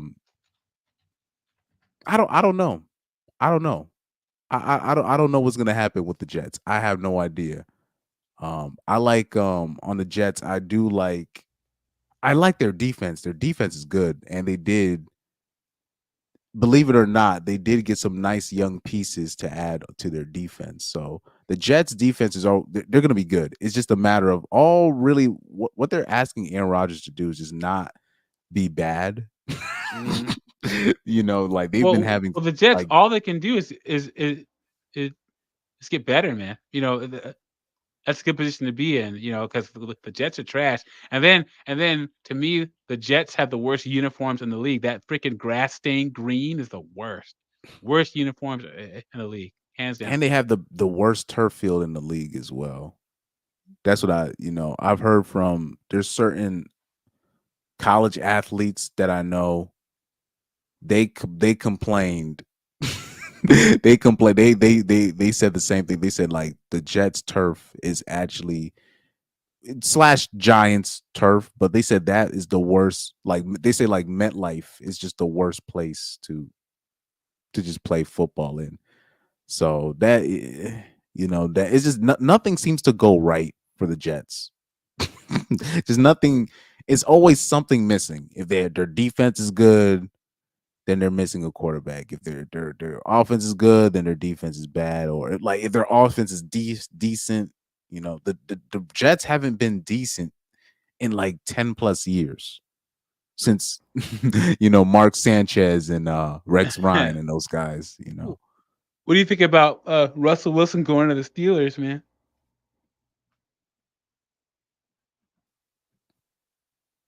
Oh, hello. Oh, he's gonna lose his starting job and like give it like dudes like he's on like thin ice. If he misses like one throw, they're gonna be chanting for Justin Fields. If I don't want to make it too personal. It's just I don't have much respect for Russell Wilson the person. I still have his jersey, his Seahawks jersey. I just can't wear it. I'll say this because I don't want to bring up old news. Do you think Pete Carroll made that call for that run, or do you think or do you think Russell Wilson audible? I think that Pete Carroll made that call. 100%. I swear to Christ, if I find out that Russell Wilson audibled to a pass or he asked for a pass, bruh. if I find out, that better not have happened. And because what if because Pete Carroll's always been like he's always been a player's coach kind of guy. Even though he's strict as hell, but it's just he's always been a player's coach, but he's always been a run first. He's always run first. Always, no matter what. So I always look at that call. I'm like, what if it's possible that Pete Carroll is covering for somebody that wanted that call? What if he's covering for Russ? Could be possible. Well, that was the worst thing to happen in the NFL until the Falcons dropped that half to the Patriots. 27 points, bro. Really? Come on now. Now I'll say the worst NFL playoff collapse I've ever seen in my life. The Super Bowl collapse. Oh, Super Bowl. Oh, never mind. Yeah, that's true. I'll say this though: the worst playoff collapse I've ever seen was the Bengals. It was the Bengals versus the Steelers in 2016. That I don't know. It was like the wild card round or the division round, but that was the worst collapse I've ever seen. The Bengals basically had the game won. All they had to do was not commit penalties, and they literally it was like the Steelers were at their own like 10-yard line. Big Ben could not even throw 5 yards down the field. He was hurt. And the Bengals just committed penalty after penalty. Pac-Man Jones got into a fight. I'm like, bruh, all you that was the worst collapse I ever seen in my life. But yeah, that I'll say this, that Marshawn Lynch not giving him the ball, that still bothers me. That I think that will always bother me. That will always bother me because I actually like that Seahawks team. I have respect for that team because Pete Carroll, the players that he selected on that defense, these are the most unconventional, like guys like that don't get drafted. Like what's his name? Earl Thomas, Richard Sherman. Like these guys are not, those are not people that you like draft. Cam Chancellor, guys like that you don't really, because those guys are not, they're either too boastful for the media or they're not media trained. Yeah. They're not really, they're not conventional brothers, if you know what I'm saying. Like they're not finna, they were very unconventional. Like Pete Carroll was really getting like some unconventional players for his team, getting Lynch, you know what I mean, from the Bills, like, or I think he was released from the Bills, but just getting Lynch in general, that like, starting Russ, even though they paid what's his name, Matt Flynn, all that money, you know, it was a very, I respected that team. I respected how it was built. But they to mess up something that special with one call is wild. That will forever rub me the wrong way. Yep, the worst play call in Super Bowl history, Yeah. in my opinion. Yep. Well, I'm gonna let you go because I'm gonna pack it in. But always good talking to you, brother. Oh yeah, you too, man. I got the day off tomorrow, so and the day after that, so I'm going all in. All right, bye. Have a good one. Yeah. Take care, Doug. Pyro, what's up, bro? What's good? I'm good, man. I'm good. Yeah, how you doing so far? Oh man, working for the man every night and day. You ever heard that song? I haven't heard it yet. Nah, that's like an old 50s like white boy song right there. I forgot what I heard it in the, have you ever played Mafia 3, the video game? You know Mafia what? 3 Mentioning that, Mafia 2. I'm gonna have to play 1 come right up to 3. Yeah. Play Mafia, the first Mafia game and the second Mafia game. The second Mafia game was the best. Mafia 3, I know it wasn't as good as 1 or 2, but there's certain things in Mafia 3 that stuck out to me. It was an interesting, to me, I found Mafia 3 a little, it was interesting. It was interesting. But yeah, if you get the chance, you can play Mafia. There's some interesting tidbits in there that a lot of people miss. So did 3 had the wizards in it? Nah, it's just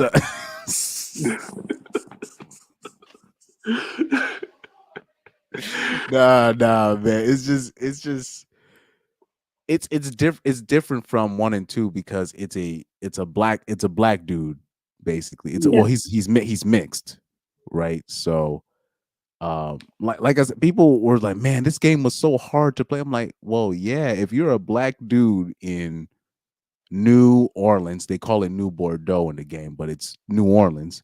If you're a black man in the South trying to take over a freaking mega hub city, it's not gonna be easy, bro. It's not gonna be easy, you know. So the way in the Mafia 3, the way it works is, if you get caught by your enemies, they start shooting. If they call the police on you, the police don't shoot the gang members, they just shoot you. Wow. So it's basically they end up all working to, is because since you're that the black dude Lincoln Clay is trying to take down the mob of New Bordeaux, whatever, the guy that's running the mob there. So the concept is if the cops are shooting at you, they're even though the enemies are shooting at you as well, they're gonna shoot at you only. They're not even gonna attempt to shoot at. They're basically gonna just join together and start shooting at you. So it's basically you have to be very careful with your stealth on that game. So Oh, yeah. If you want to, that if you want to, that's if you want to be hard. all out, yeah, exactly. If you want to be all out Action Jackson, it's not gonna work. It's not gonna work. You have to be very. You have to pick your spots when you want to be Action Jackson. You really got to pick your spots. Oh, so it's kind of like Sprinter Cell. No, If, if you it's get just what I mean. hard. It's just hard. I mean, Sprin- Sprinter Cell is very hard, and like Ghost Recon. Yeah, Is it kind of like those type of games? Like you really have to make your shots precise. well, yeah, but it's just Mafia 3. It gets less. It's not that because Mafia 3 isn't really fun to play. That's basically where I'm trying to get at. Like Mafia 3 isn't like fun. It's just interesting. But people want to Oh, still have fun while playing as well. That's why Mafia 2 is like amazing for gamers like me. But Mafia 3 had some interesting things in there that I like. Like they had some interesting things that I still quote. I like the music in Mafia 3 was cool. So yeah, I was just thinking about the songs on the radio in that song. But yeah, if you have any sports questions, I don't know if you're because you say you're not really NFL, which is fine. But I don't know what's your main sport that you follow? Is it like fighting or is it like sports? Just in general? how should I put it? I would say fighting, UFC. Hmm. That's like I like my watching UFC a lot. yeah. I notice a lot of dudes just in general, a lot of men. They really like UFC. Just like even they even like women's UFC, so um that is an always been an interesting combat um thing in general because Dana White really be he be working these guys. He be straight up working them to death. So anytime the fans want a certain matchup, it's like, all right, y'all gonna match up, and it's like no choice. You know what I mean? Because hmm Dana doesn't want it to be like boxing where it takes so much just for like one fight, like way too much, way too many promoters, agents. Boxing is already such a corrupt sport in general, so it's just like, It is. mhm. I can just imagine UFC probably it's just as bad as boxing. Like the, all these sponsors. Do you think it's like it's as bad as it because I've seen boxing have a lot of like sponsors uh, and they just have some crime like if you don't do what they say they hurt somebody in the family Well, or that's somebody close like, to you. well, the mob. Technically, the mob never went anywhere, but back in the day, it used to be very obvious. It used to be very obvious when people would take dives because the mob used to be like it used to literally it used to be outright corrupt. Now it's like the mob never went anywhere. It's just they're just more. It's just that the mob are more cooperative with the cops than in the past. hmm So that's just the only difference between the mob of today and the mob of the past. The mob now they've they're legit. Their kids are legit. So like there's a lot of people. Sorry, there's kids of products of mob, like kids that grew up with mob dads, whatever, and they ended up being president, or they had like quote unquote mob ties, like Drake would say, and these guys, right? But in terms like we had a president that was mob tied. I don't want to say his name, but we've like a lot of our famous people that we looked up to have mob ties, like legit. Like I'm talking about by blood. You know, their That's kids great. are legit. Their kids are legit. Their kids are lawyers, doctors, reporters, actors, actresses, and then if you look up who their their family members are, you'll be like, wow. And you'll be like, damn, their dad is still in prison over that stuff. You're just like, oh, okay. So it's always an interesting find. It's always an interesting find. Let me see if I missed anything in these comments. I see your comment now, Pyro. He said you can only spot a wild mammy, the hood city sides. You know, I've seen like Latina mammies, Karens, right? You know, but particularly when you're talking about African American or you know, just BW mammies in general, they're a different breed. Yes, and they always say, like, every different type of these women always say, like, we are as men are intimidated by them. And I was gonna say something, and I was like, I always wanted to say something, but it's gonna sound predatory on the stream, so I didn't bother saying it. Oh, I forgot. I didn't did I send you that Corey Holcomb link? I forgot to send that to you. Because I got No, I got the timestamp and everything. When I told you what Corey Holcomb thought about Cheyenne Bryant. or if you could send me it in the Instagram, is it Yeah, gonna show up? yes, let me send it to you right now before I forget. I got the timestamp and everything because he talked about it for like 10 minutes. So right here. Well, I don't. Should I show the clip? Because I don't want to show the. Because Corey he don't like people really showing his stuff, but Oh, he will strike you. not only that, it's just because since he said it, I want to respect his wishes. That's why I tried. Like I've only probably shown his stuff like one time, but I don't even put that as my video. Like you know how like Undead Chronic will sometimes come in on the stream, right? Yes. And he'll Mhm. request me, like it'll just be random. But I set it up like that, so in terms of he'll just come in on a live stream and just shoot the shit and just be out. The reason why I like it like that is because I don't want to make a separate video and just like Undead Chronic says this and then make that as my that's crazy to me. That's wild. So I would never do that. So Yeah. I'd rather just do it on the live stream and then just hopefully people tune in. I don't even put Undead Chronic joined in my description. I don't even do that.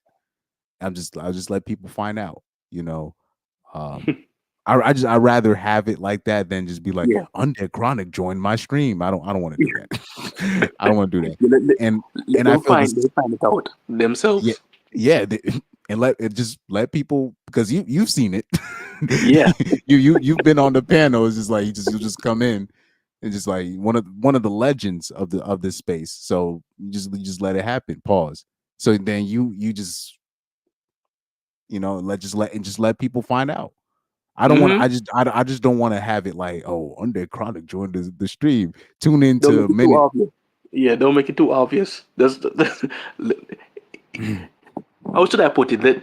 Let it be a good looking cake And then when they cut into it and eat it, they taste like ice cream inside of it, like Oh, inside of it. Like it's like that. I know what you're saying. Just let him. It's always it's a delicate surprise. It's a delicate Yes. surprise. But that's basically the same way I feel about showing the Corey Holcomb clips. I feel more comfortable showing the Corey Holcomb clips when he's on other shows, meaning the old shows where he's doing with Zoe Williams, but it's Zoe Williams platform. Then I will show a Corey Holcomb clip, quote unquote, but a Corey Holcomb clip from his own show, and he already said himself, I don't like it when people do that. And I'm like, I for me, because I respect Corey Holcomb so much. Like his comedy literally saved my life.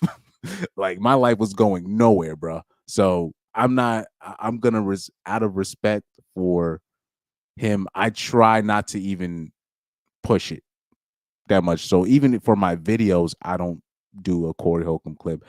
The only time you're gonna see me show a Corey Holcomb clip is when he was on Zoe Williams' platform, when he was on Zoe Williams' YouTube show, where he was the guest on that show.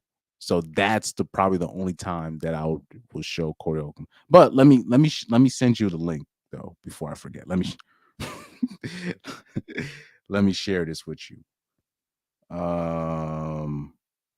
Right here, sharing, copy link, Instagram. I know you should pop up. Right here. Exactly. And these shifts, man, bro, I had to take another job, bro. Bro, I'm about to quit that job because I obviously I needed the money to sponsor my extracurricular activities. So I took this job. I'm really starting to think like this job is like it's just too I'm not saying it's a hard job, but it's strenuous and very repeating. So I'm thinking about, because somebody gave me an opportunity to just take this particular social work job. But I don't want to take that job only because I know what that environment is and I want no parts of that. I want no parts of that. Let me send this clip right there, 113:51. And I wanted Pyro to see that clip specifically, you know, because him talking about what Corey Holcomb had to say about Dr. Cheyenne Bryant's, it was pretty harsh, but it was facts. It was facts. It only goes on for 10 minutes. Okay. There we go. So I sent Pyro the link, the timestamp, and I told him it only was 10 minutes. But yeah, I educated Tyrone. I see your comments where you know that Seahawks play that will always haunt me. That will always haunt me. Just look, it's that's just wild to me. That's crazy. Oh, My internet went out for a minute there. Oh. I had to look at my laptop to hear what you said. That's fine, man. Let me see this. Let me put this as the overlay. I love this overlay right here. Just the most controversial kicking team in America. It's hilarious that it's on the Chiefs too as well. Let me check one of the comments because I missed a lot of them. I missed a whole lot of them. Shout out to 1777 more memorabilia. Yeah, it was a. Oh, the Seahawks? Oh no, it's a football team. It's an NFL football team. Because I know, you know, in America we call it soccer, but everywhere else in the world they call it football. So let me see. Chris Matthews was on fire for that Super Bowl too. Oh yeah. Wasn't Chris Matthews? No, that was Javon. I'm thinking about Javon Curse.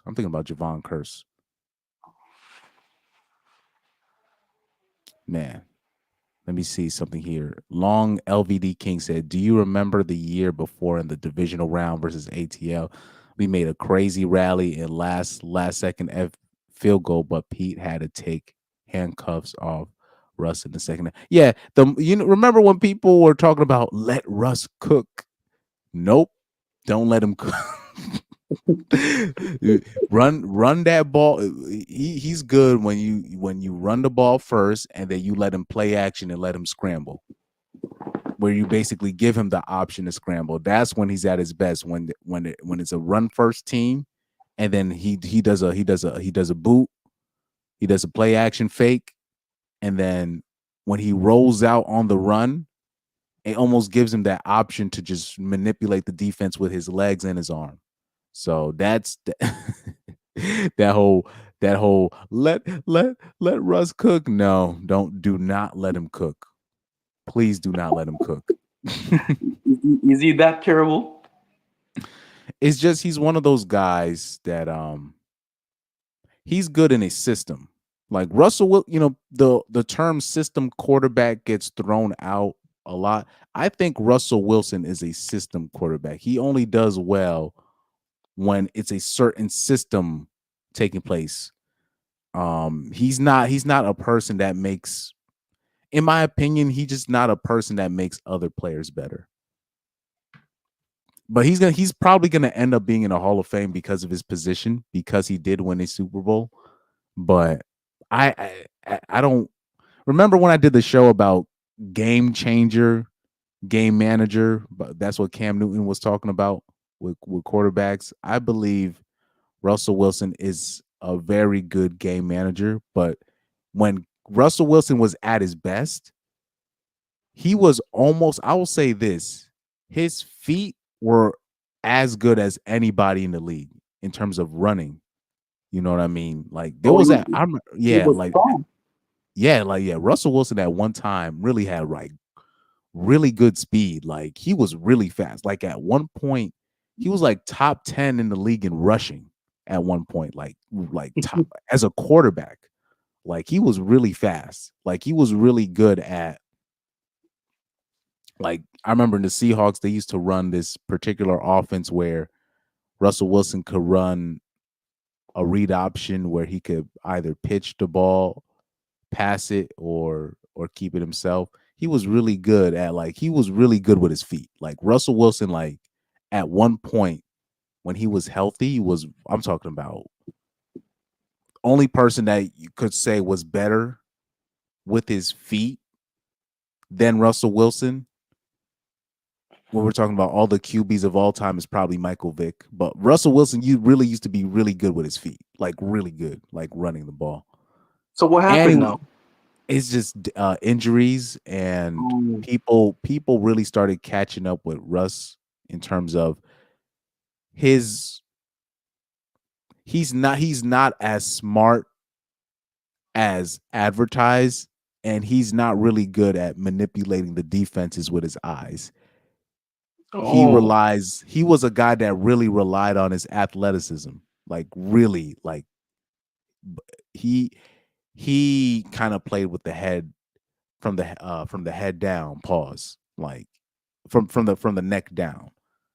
He relied way too much on him just being able to scramble out of situations, like on the physical side of things. And when his physical started catching up with him, it's just been downhill ever since. But at one point, like Russell Wilson did have one of the best deep passes. Like that's what made Russell Wilson dangerous. Like he would scramble, and he was really good at throwing the ball deep. Like he had a really strong arm. Like like his hands, he already had one of the largest hands in the NFL already. So he was very good at throwing the ball. Like power was never an issue for him. Power was never an issue. Yeah. Let me see. 1777 memorabilia says Russ had some good years in his prime, but you might be too young. You're seeing him as an old man. Yeah, like that's what I was saying. Like when he was younger, he was great, but as he aged, he really has not been doing well. Oh, so probably that's why. I mean, is he retired now? He must be retired now. Oh no, he's still playing. Like right now, he's on the Steelers, but they just got him for like free. They literally got him for free, and he's gonna lose his job eventually. Like he's the starting quarterback now, but he's gonna lose his job in the middle of the season. He's gonna lose his job. Yeah. Even though I mean, Justin Fields, he retires right now because I think he has enough money. well, he's probably been spending a lot of it on Sierra. To be honest, Oh like my Sierra, God. Sierra's not. She like musicians, they don't like the artists, they don't like particularly the artists, they don't get the money that people think they do. I'm pretty sure it's Russell Wilson like financing a lot of her style as well, especially right now. So that's my opinion though. I could be wrong, but Sierra's not really making that much money herself. That's something that a lot of women are going to bring. Oh, she has her own money, and not really. She's broke. Oh, that's what I was forgetting to do. I don't know. Well, let me catch up to some of these chats to see if I see something interesting. Okay, so 1777 memorabilia. I'm glad you brought that up. Where he said he threw 26 touchdowns and only 6 picks last year. Numbers can be very misleading if you're not watching consistently. The numbers looked good for Russell Wilson, but he was taking a lot of sacks. Like he was low-key padding his numbers in that one and trying to make his numbers look good instead of getting rid of the ball. He took a lot of sacks. Like he was that's like Russell Wilson is definitely one of the definition of manipulating numbers, especially right now. First of all, Lamar Jackson proved that the numbers aren't what you think they are. That's why Lamar Jackson won the MVP last year, because of that game versus the 49ers. And everybody was hyping that game up, and it was clear out of all the studs that were on the field, Lamar Jackson just stood out. And Brock Purdy is just hype. That's what you call hype versus game changer. Lamar Jackson's a game changer. Brock Purdy's a game manager. It was clear. And the numbers weren't crazy that game. Like Lamar Jackson wasn't lighting it up on the stat sheet, but he was just, if you watched the game, Lamar Jackson was the best player on the field. Easily. Now, it wasn't even close. They first of all, the Ravens defense dominated the 49ers that day, just dominated. But when it came to the 49ers defense trying to dominate Lamar Jackson, it didn't happen. They couldn't stop him. He just couldn't be stopped. Let me see. Let me see if I'm missing anything on here.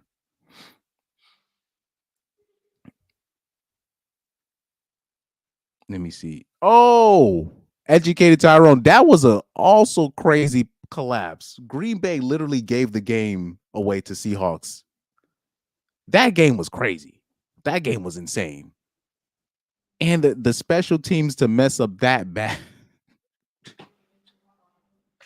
Oh no, that was wild. I can't believe I forgot about that game. Yeah, Russell Wilson was terrible that game. He had like 5 interceptions. He had like 4 or 5 interceptions, but was clutch in like in the overtime. He made like an impossible 2-point conversion play. I can't show the play because of copyright issues. But yeah, anybody that's watching in the chat, go look up that 2-point conversion play that Russell Wilson made in like overtime. I think it was overtime or the fourth quarter. I forgot, but that was crazy. That was a crazy game. 1777 memorabilia says, I think Mahomes proves stats and don't really matter. He throws like 36 picks the last 3 years. Yeah, Mahomes, he's just the best quarterback in the league. It's not like we're not even looking at the stats no more because we already know what he could do stats wise. He proved it in his first year starting. He threw for like over 50 touchdowns. Like he already came into a good situation, but made them elite. He made the Chiefs elite overnight. Like that. When you're already with world-class talent, but you still can bring. There was still another level that people didn't realize that Tyreek had, that Travis Kelce had, Kareem Hunt when he was on the Chiefs. Like there was still another level that Mahomes unlocked in them. That's why I have respect for Mahomes. That like I didn't even know that Tyreek Hill had another level like that. I never knew Kelce, but Mahomes was able to unlock that from him. That's to me. That tells me a lot when you can bring more out of your elite players. Mahomes really opened my eyes to, in terms of when we talking about elite talent. I was like, I was literally looking at the rest of the quarterbacks like, what the what the f are y'all doing out here? But it was just me being spoiled by my eyes because Mahomes is just the most talented quarterback of all time and just the best quarterback currently. The only person that can come close to, in terms of, you ask me who the top 5 quarterbacks in the NFL are. To me, it's Mahomes 1, Lamar Jackson 2, Joe Burrow 3, Josh Allen 4, and number 5, people might disagree with me on this, is CJ Stroud. Yes, already. Yes. CJ Stroud was working with nothing and he was elite. Like he was working with nothing on the offensive side. Like CJ Stroud really made me rethink. You know how people be like, Zach Wilson doesn't have any help, and Daniel Jones doesn't have an offensive line. CJ Stroud was working with nothing, man. Literally nothing. And look what he was able to accomplish in such a short time. Now, I will say this, the wild card. Do you know who the wild card to for me is in this NFL is Jordan Love. I think Jordan Love is going to win the MVP on the QB for the Packers. I believe he's going to win the MVP. His potential, if things go right, he could. I'm watching him play in that latter half of the season. I really started thinking, I'm like, damn, the Packers about to hit the jackpot again. You have Brett Favre, then Aaron Rodgers, and now you're going to have another. Wow. But anyway, he said, Chris Mike, what do you feel about the Triple G versus Canelo boxing saga? Too much hype it was way too much hype for Triple G to be eating up. Remember the fight versus, it was a Triple G versus Canelo. I knew Canelo was in trouble. And Canelo robbed, I don't know what the judge was thinking, saying it was a tie. That was wild to me. But when I saw that Triple G Canelo fight, I think it was the first or the second fight. And I was seeing Triple G literally eating Canelo's punches. Canelo's punches had no effect on Triple G. None. And I'm talking about the first time that they fought. That was hilarious, but scary at the same time. Because I was like Canelo, he got real knockout power. And for Triple G to just hold, like, is just that's wild. Let me see. Oh, Pyro, you sleeping, bro? Let me see. Educated Tyrone says Mahomes threw for 250. Was it 5,250 and 41 and 12 in 2022 Oh yeah, and like us, Mahomes, he won the Super Bowl with nobody, like with no disrespect, but he won the Super Bowl with what's him MVS, Juju Smith Schuster, and who else at wide receiver in 2023, in the 2023 Super Bowl. He had like literally nobody's at wide receiver, and he won the Super Bowl. I had to respect him for that. I know he still had Travis Kelce at the tight end position, yes, but you don't you don't win Super Bowls with Juju Smith Schuster as your number one option. That's cool. that made me respect him more.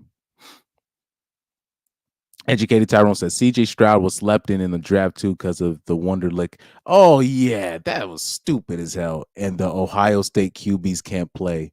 Well, that's more of a because you already know with Ohio State QBs is all black QBs. Like when it comes to Ohio State QBs, it's all black QBs. Like if you were a Caucasian quarterback playing with Ohio State, you could actually have a case of a discrimination case because they would like Ohio State. It's only black QBs. I'm talking about it's so bad with Ohio State with white QBs. Like I remember the Caucasian quarterback's name, if I'm not mistaken, the one that actually made it to the national championship in the late 2000s. His name was like Todd Bokeman or something, but he was like such an insignificant part. Well, let me not be disrespectful. He was good. It's just he wasn't the biggest part of the team. But that's how many that's how least that Ohio State uses like white QBs. They had Joe Burrow on their team. They just don't use white quarterbacks. Educated Tyrone said the only one QB I'm taking over Mahomes, his name is Caleb Williams. Oh yeah, Larry, I see you in the queue. Just please turn off your camera if you can. If it's possible. Larry, I think yeah, if it's possible, just turn off your camera.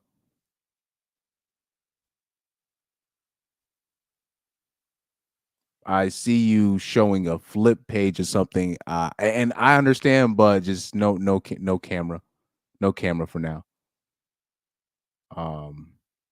So, oh yeah, like I said, Larry, please shut off your camera, and then shut off your camera, and then I'll add you on. Thank you. Here we go. We got Larry to the stage. How's it going, man?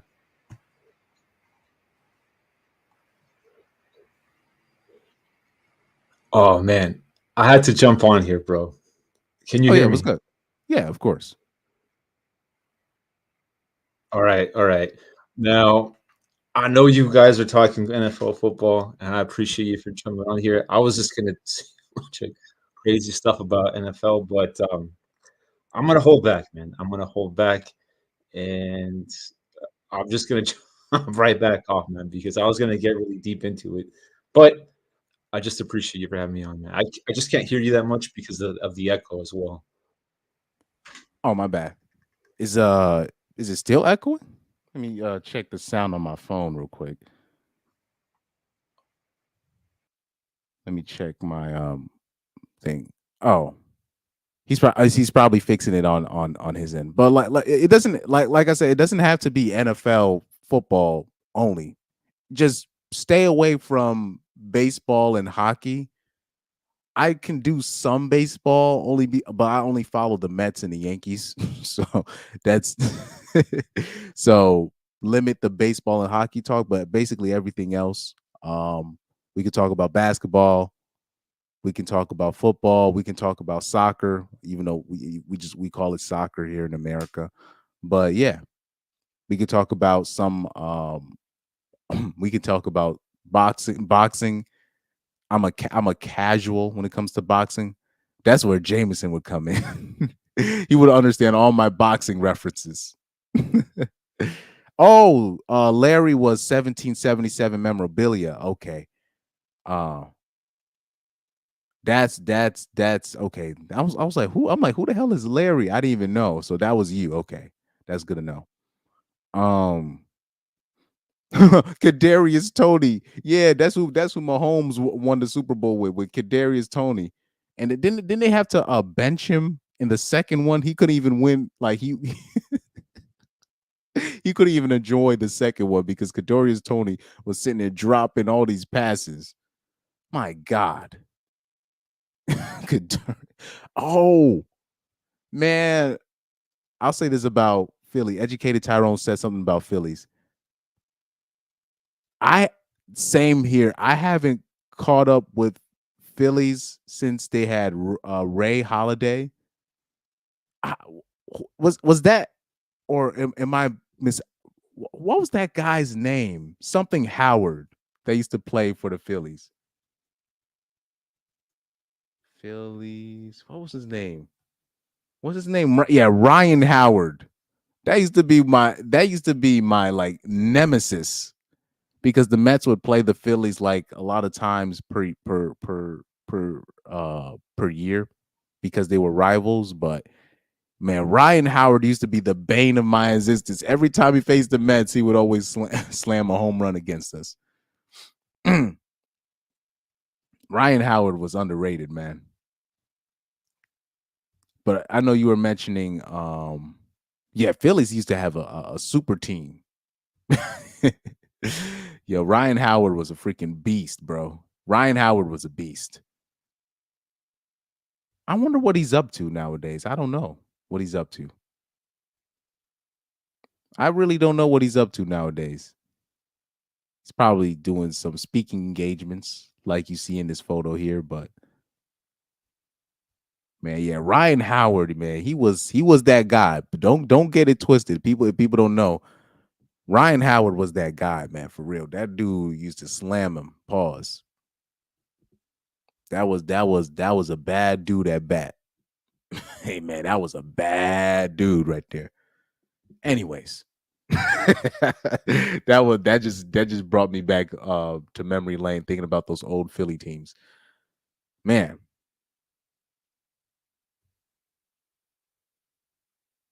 Yeah, the Philly games. Yeah, I used to watch a lot of Mets versus Phillies back in like the late 2000s and early.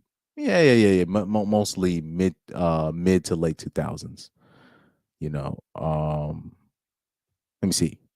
Phillies probably had more black fans than the Sixers did back then. Facts.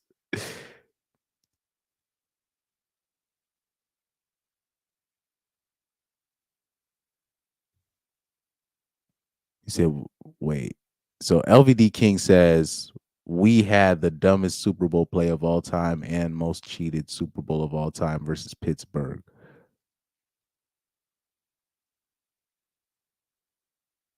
You wait, LVD King, are you a Cardinals fan? Or yeah, are you a Cardinals fan?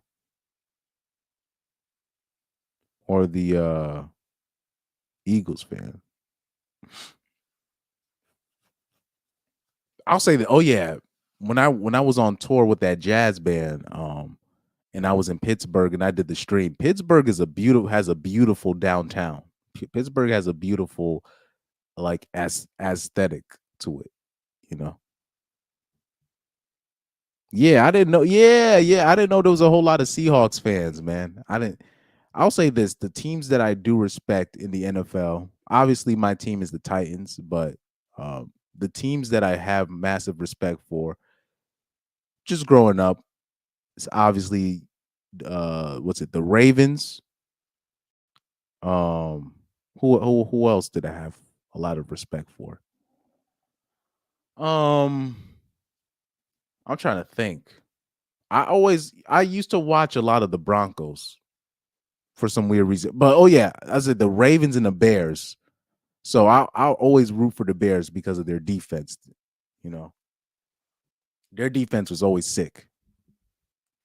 And I'll say this, it broke my heart to see the Bears what the Bears did to themselves in 2014 when they gave Jay Cutler all that money that he did not deserve. And they basically sold out on their defense. That was heartbreaking. They got rid of Lovie Smith, brought in this random, what's his name, Mark Trestman or something. I don't know why I'm blanking on his name. Brought in this person who was supposed to help Jay Cutler be good, and he was terrible that year. Especially after he got that contract. Awful. So yeah, the Ravens and the Bears are the two teams that I respect outside of my favorite team, the Titans. But the Bears and the Ravens, I always have respect for them. But yeah, like I said, that my top 5 is what it is. And Justin Herbert, he's a little bit overrated. I'm gonna keep it a buck. I need to see more from Justin Herbert because he has the talent. There's no denying his talent. Now I need to see more results. I need to see more results from him. And for him to lose that playoff game to Trevor Lawrence, especially when it comes to Trevor Lawrence, a guy who to me, Trevor Lawrence is one of the most overrated players I've ever witnessed.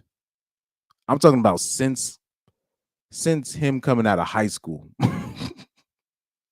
No disrespect, but like in college he was overrated. In the pros, he's also overrated. Like Trevor Lawrence, he's overrated. he's overrated. And it's like I said, it's not but that's because he plays for the Jaguars. I just told you CJ Stroud is a top 5 QB already, and he plays for the Texans. Trust me, I know a good QB, like I know a threatening QB when I see one, and Trevor Lawrence is not. I just don't think he's just that guy. I don't think he's the guy to really give the Jaguars the chances that they need.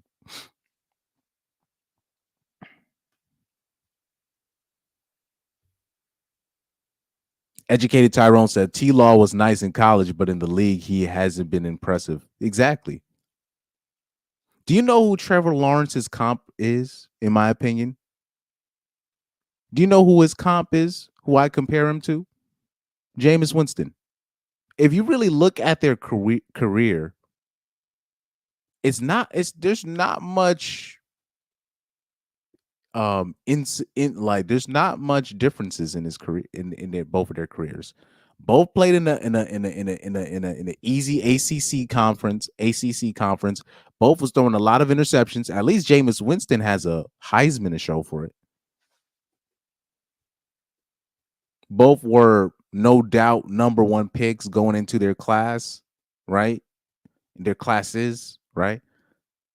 Just Trevor Lawrence is overrated, though. Oh, Sam Bradford, another overrated QB. Because Sam Bradford, he messed up the game for he messed up the game for everybody. Oh yeah, DJU it's basically confirmed that DJU is just I'm not gonna say he's trash, but it's crazy how he was the number 1 QB prospect when he was in high school, and just now it just hasn't been work. I don't understand how you was at Clemson, you had a good situation, and you still messed that up. Like, yeah, Sam Bradford is severely overrated. I'll say the worst quarterback I've seen in my life, though. I'll say this: the worst quarterback I've seen in my life is Nathan Peterman. He's the worst QB I've seen in my life. People might want to tell me Jamarcus Russell, and I understand, but Nathan Peterman was like, like Nathan Peterman was actually trying to win. I believe Jamarcus Russell was trying to just lose. Like, I don't even think his heart was in it anymore. His heart was just wasn't in it. But Nathan Peterman, that's why I say Nathan Peterman is the worst, because he was actually trying to win. He was just that bad. Like Nathan Peterman was trying hard. Like Jay Cutler wasn't trying. Who else? Jamarcus wasn't trying because he was going through his mental stuff. Like these guys weren't even trying. And Nathan Peterman was like, he was a tryhard and he was still garbage. Like Nathan Peterman was garbage. Oh my God. And if Daniel Jones doesn't get his act together, he might end up the same way.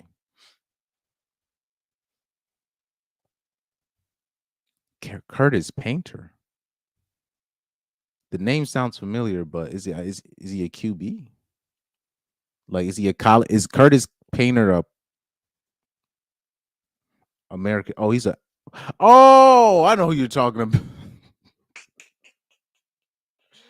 Man. Now I remember. I'm like, who? I'm like, who the hell is Curtis Painter? Until I saw his face, I was like, oh, yo, wow. But anyway, oh, you know who used to be one of my favorite players in the NFL? And he played with the Seahawks as well. Man, Max Strong, man.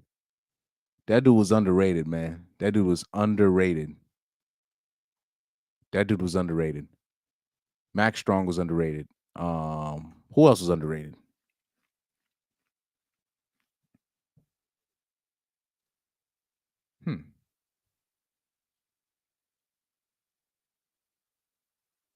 But yeah. Let me get that overlay up again.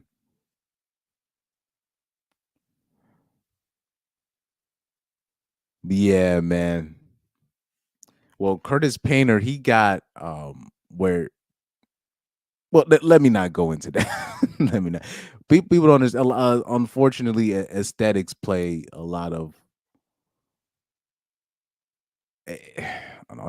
It's unfortunate.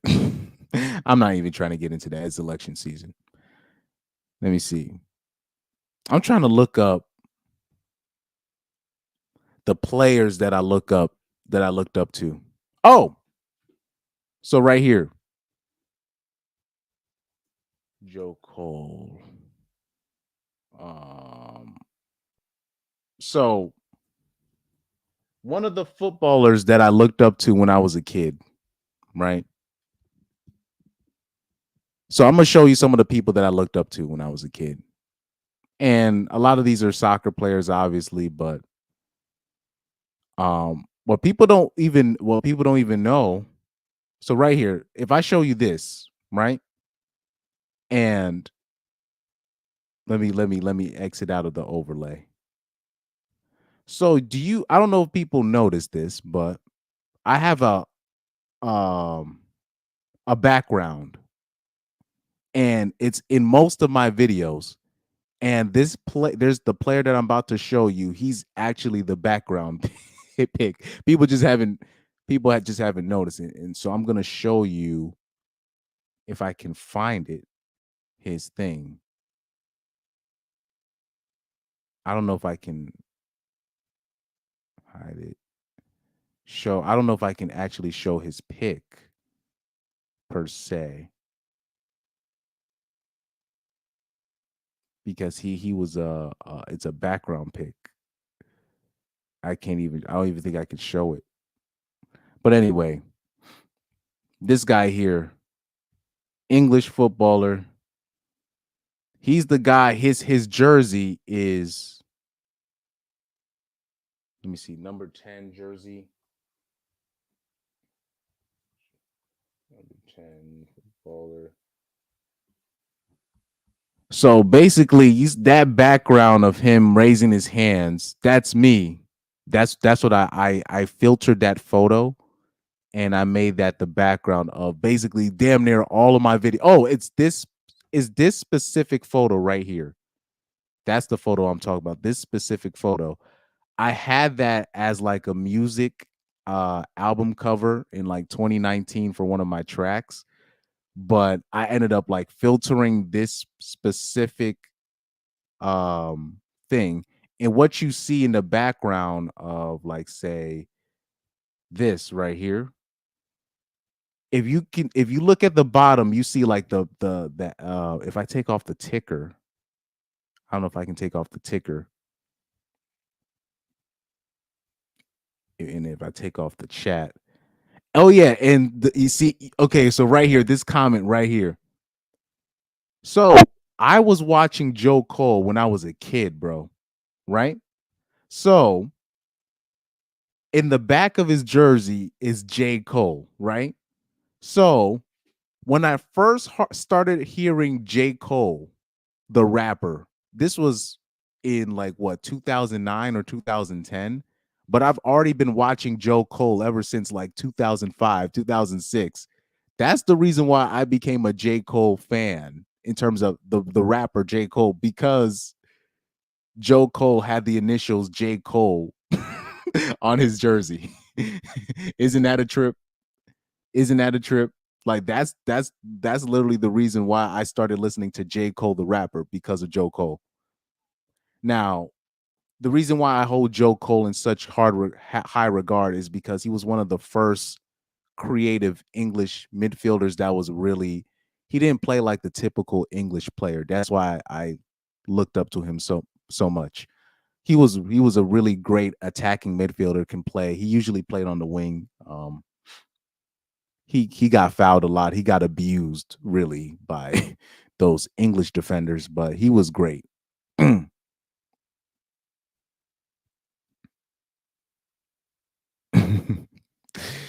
Oh man. Oh, I know what you guys are talking about. Was he a part of that? Was Curtis Painter a part of that play where they just snapped him the ball, that terrible fake play? Oh my God. That was him. He was a part of that play. J. Cole, Friday Night Lights. Joe Cole, because I liked him so much as a footballer, and because of I liked his jersey, he was the reason why I became a fan of J. Cole the rapper, because they had the same like initials, J. Cole. That was that was cool. That was cool. That was cool as hell to me, in my opinion. And without Joe Cole, there would be no without Joe Cole, there would be no Eden Hazard. Because Eden Hazard was not going to come to Chelsea, but Joe Cole, because in the latter years of Joe Cole's career, Joe Cole went to the French team that Hazard was playing at, and he convinced him to come to Chelsea. And Hazard actually plays like a lot like Joe Cole. Now, people don't know, Eden Hazard used to be a top 5 player in the world. At worst, top 10, but without Joe Cole, there would be no Eden Hazard, especially at Chelsea, the same club that Joe Cole was at for years. But let me bring up another player that is my overlay. Let me bring up another player. That's who else I have saved in my overlay. So this guy right here, Michael Laudrup. So you had Joe Cole, right? But then you had Michael Laudrup. Michael Laudrup was, to me, a freaking master. He was the master of passing, that I always try to do passing like he did. He gave the best through balls. Pause. Michael Laudrup. Let me see if I can bring up him. Pause. Again. Yeah, man. Michael Laudrup. He was the man. He was the man in the 90s. Now, obviously, I was only able to watch highlight tapes of him, but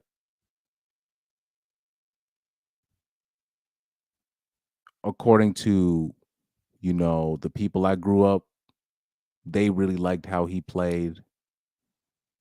I really looked up to Michael Laudrup, Joe Cole, those guys. And let me put in one more player. that a lot of people might not know.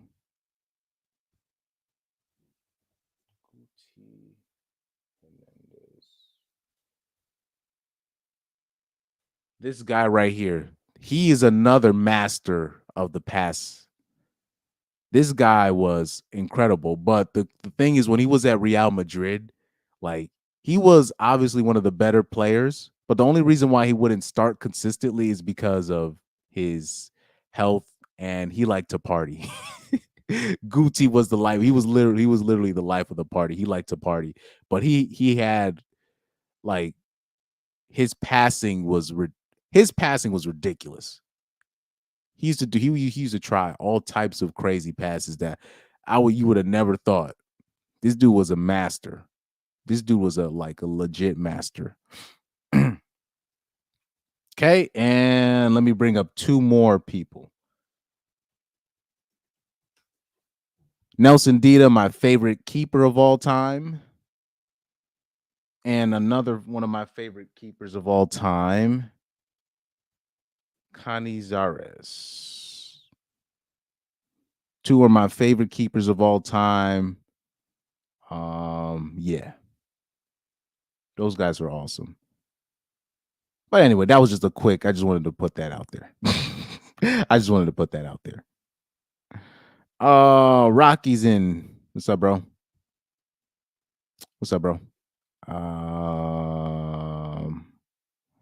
But yeah, I just wanted to show, like those two I didn't really look up to a lot of keepers, but I like those guys. They were cool.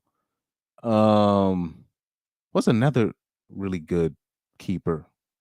I'm trying to think.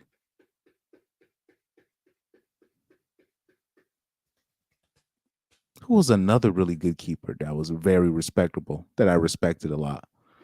I'm trying to think.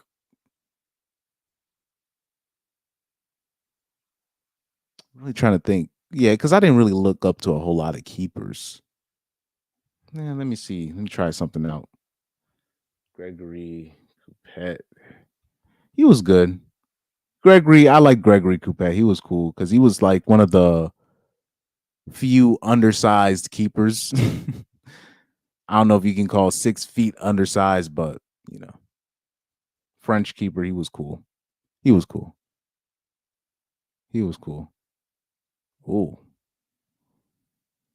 they just showed like him breaking his leg. That's crazy. But anyways, anywho, let me bring that overlay back up right here. But yeah, man, in terms of sport, I think in my opinion, I think Jordan Love is going to win the MVP. I think Jordan Love is a really good contender. So if it's not Jordan Love, I think CJ Stroud will make that leap. But I'm going to lean towards Jordan Love. I think Jordan Love is going to win the MVP. I think if Lamar Jackson, even if he had a great statistical year, I think people don't care no more. They just want to see if he plays good in the playoffs. It's basically like he's suffering from like that Giannis / James Harden type things, Oh, there was some really good American keepers I forgot about. Let me show. Yeah, I forgot. So Tim Howard was good. Thank you for reminding me. I'll say this. I know America's not good at soccer, but they always produce great keepers. They produce some decent keepers. Like Tim Howard was really good. He was a really good, like these guys were like American, like they were the only Americans like playing in Europe, like playing with like good teams. Like Tim Howard was playing with he was the starting keeper for Manchester United for a little bit. He played in Everton for a long time. Tim Howard was really good. I'm trying to think of another one. Oh, Marcus Hanneman. He was good.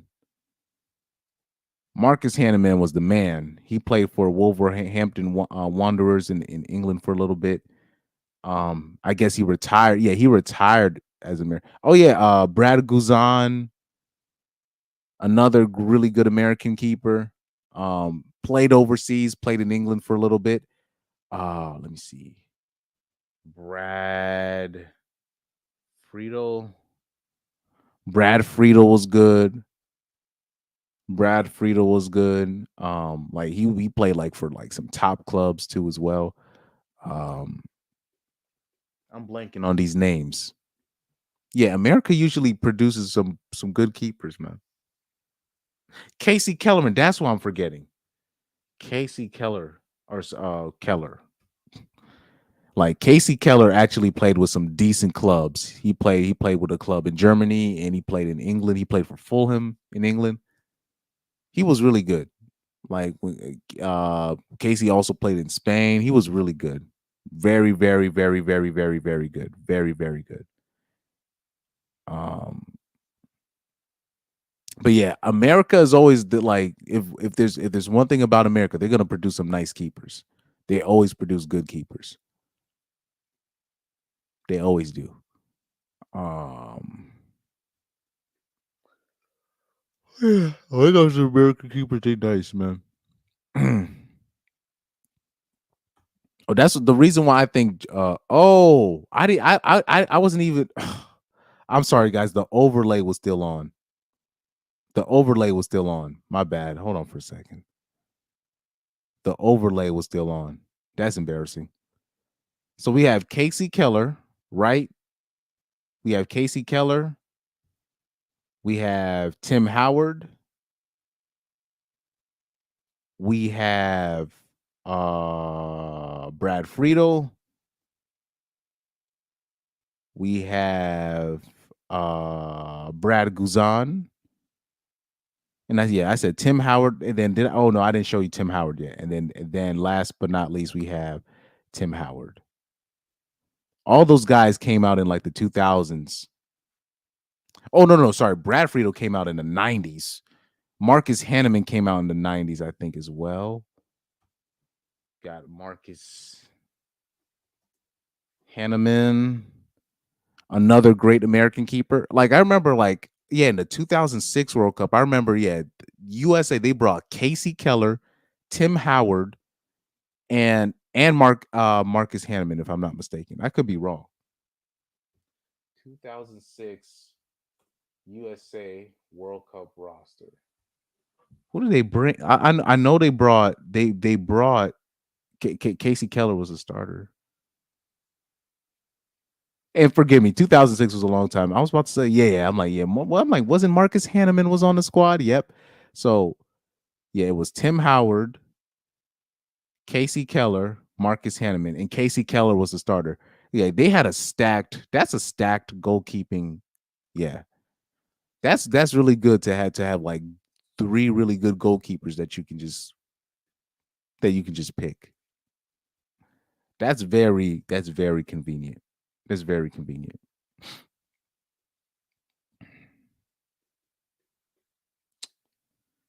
Man.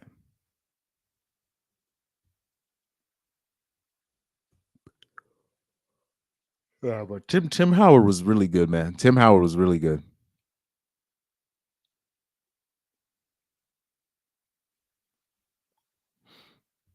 So long LVD King said most of my drafts I have Love and Gino for a super good price. Ooh, you were able to get Jordan Love on the cheap? Wow. Wow. Oh, so do you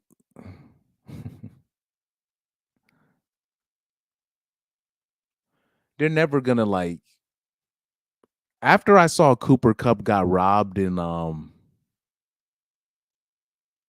what year was that? In the 2021-2022 season when I saw Cooper Kupp get robbed, I've kind of lost hope on that on because Cooper Kupp should have won the MVP in 2022. That's just my opinion in the 2021-2022 season.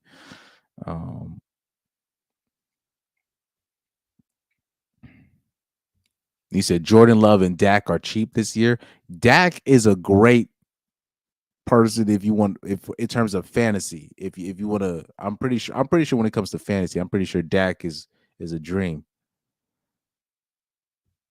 Oh yeah, Aaron Rodgers won the MVP over Cup. So educated Tyrone asked who won the MVP over Cup that year. That was Aaron Rodgers. But Aaron Rodgers had some crazy stats though. I'm not gonna lie. He had some great stats.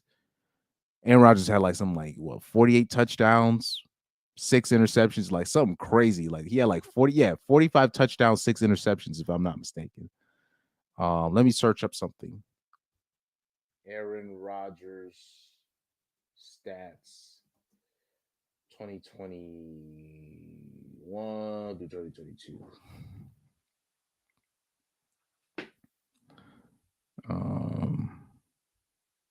Yeah, Pro Football Reference.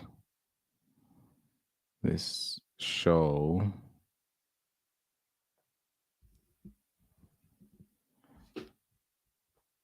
Isn't there a way to do the year? Let me see. 2021. In the 2021 season, can we show the touchdowns? Can we see the game logs? Oh, man.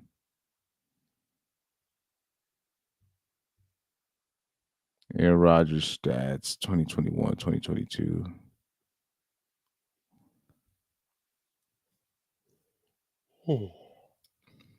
Oh, so he had 37 touchdowns and 4 interceptions in 16 games in 2021. Yeah, I believe like Cooper Kupp, his stats was crazy. He almost won the Triple Crown. Or I think he actually did won the Triple Crown, but Cooper Kupp was amazing that year. I thought he should have won the MVP, but to each its own. To each its own. That's why I believe quarterbacks need to have their own separate award. He says CJ Stroud's over. Yeah, because I'm pretty sure everybody's trying to choose CJ Stroud to be MVP this year.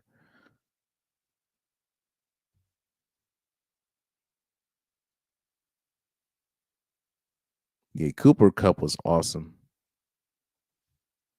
Him and Puka Nacua is gonna cause wreck this year. They're gonna cause wreck. Oh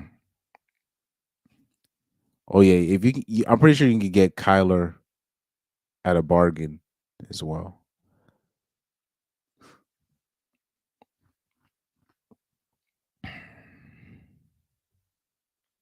Long LVD King said, I can't lie. The best throw I've ever seen in my life was Rodgers' throw on like 3rd and 25 against the Cowboys in the playoff game to win the game. Oh, I know what you're talking about. That's the 2016, 2017 season when Rodgers made that throw and he was rolling to his left too. That was people don't realize that's a hard throw to make. That was a hard throw to make. I will say the best throw I ever seen Rodgers hit in my life was do you remember the Rodgers had that game versus the Cardinals in the playoffs that he lost? Like he lost that game, but he hit like 2 throws to drag the Packers into overtime. It was like 4th and like 20 in his own end zone, and he still found a pass. I don't know how he did. I don't know how. And then he throws the Hail Mary, and technically it was a perfect throw. Like he's the only person that I see him throw the Hail Mary, and it's like at one point he was the most accurate like Hail Mary throw.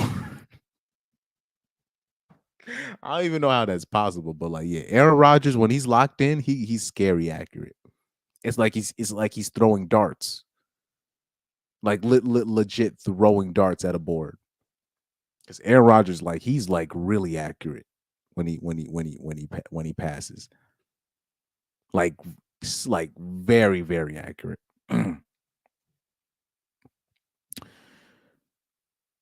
Yeah, like he was literally called the king of Hail Marys at one point. He was insane. I'll say this, Aaron Rodgers should have won the MVP in 2016, 2017. The one that Matt Ryan won. Because I always looked at Matt Ryan was he I'm not gonna say he's overrated, but he benefited more from his team. And Julio Jones was the best player on that team. That's why I didn't think that Matt Ryan deserved MVP over Rodgers that year. Yeah. But anyways, that was a good talk. I'm getting tired of the motherfucker right now.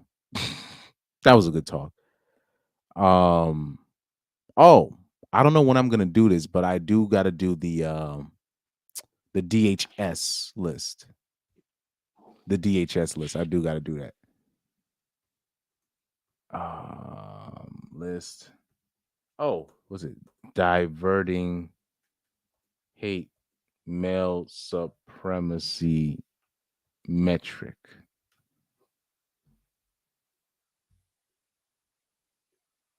I like how they have it. They've made it so hard for people to find that list. you can't even find that list no more, man. Oh, here we go. Here we go. Let me save this list. So yeah, my next live stream, I will talk about that list. Let me see. Matt Ryan had a hot start to his career, but to me, he was never on the level of the other elite QBs. I don't understand why guys like I don't understand how a Matt Ryan or a Jared Goff, I don't understand how they were number 1 overall picks. Stafford, I kind of get it because he had talent. Like Stafford, I get it. He had talent. Like he had arm talent. Like Matt Ryan and yeah. Anyways.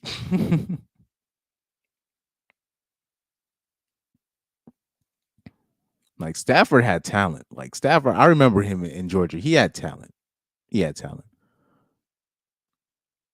I don't know if do you guys remember Jake Fromm? The Georgia quarterback, Jake Fromm. Do you guys remember him? And remember when I got to show you that story where people were thinking about taking him at the end of the first round or in the middle of the second round, and then once his his former girlfriend snitched on him for like a quote unquote racist rhetoric, but that was his ex at the time. So she basically messed up his whole career. So he, instead of him going into the second or third round, he ended up being a 6th rounder picked by the Buffalo Bills. His girl messed up his career on purpose, man.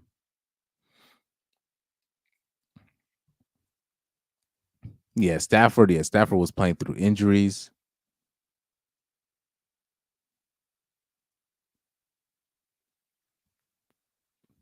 Yeah, Stafford was no joke, man. Stafford had talent, man. Stafford had talent. You know. But yeah, I think Jordan Love is going to win MVP. But anyway, when it comes to yeah, that's going to be my next stream. I'm going to talk about the diverting hate thing. Cuz I think it's hilarious. I think it's hilarious how women target incels, quote unquote. Here you have a group of men that they have no say in the sexual marketplace. The women now, what this is what women do now. They sleep with the men that they want. They get their heart broken by those guys, quote unquote, and then they blame the incels for it. I don't understand how that works. Here you have a group of people that have no say in the sexual marketplace, but you're blaming them for what's going wrong in the sexual marketplace, not knowing that they have literally zero leverage. They out leverage themselves to whoever the top people are in their area. Let me see. Mm-hmm. Oh, that list. Let me put that list up. That's true. But yeah, that's gonna be my next. That's gonna be my next episode. That list, because that list is hilarious. That's how you know they're just. let me. So yeah, that's a preview to my next. Live stream. They had Sandman number 1, the real MTR number 2. These are two. All the people that they showed here are unproblematic people. the most problematic person is probably Pearl out of all these people. And that's saying something. That's really saying something. They have Sandman there, they have Legion of Man number 3. And I'm like, these people, they have no clue. These are like some of the nicest people that I've seen on YouTube ever. They got Rich Cooper on there, and what? Do you know how hard I laughed when I found out Steph is Cold was on that list? When I found out Steph is Cold on the list, I was like, they just bugging now. I'm like, they're just bugging. I'm like, Steph is he's just a funny dude. He's not even out. Would he even consider himself like that? I don't even think he even considers himself like that. The MTR definitely the MTR definitely doesn't even claim, or Araco TV, like Araco TV, MTR, they don't claim the Manosphere. They don't claim RP, whatever. They don't. They're just guys that react to videos and stuff, man. But I guess they consider that male supremacy.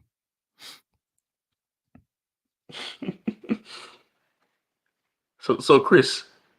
Yeah. Chris, imagine if they actually did their research and like go right into it, like they see and they only see the hardcore, like the real hardcore, like triple down on censorship after that. But to me, I'm sure about that. Like the people that they choose, they're not even close to, like somebody in the chat, I think, who said, because all these people are chill. Everybody, they have Aaron Clary on the list. This is one of the most chill dudes I've ever seen. Like, let me see. Somebody said, oh yeah, Educated Tyrone. So Educated Tyrone said Myron is the most deranged on the list. He doesn't even say anything extreme, but like, I don't get it. But yeah, Legion of Men is very chill. The Rational Male, Rolo, he's more of a PUA. He likes to give PUA credit.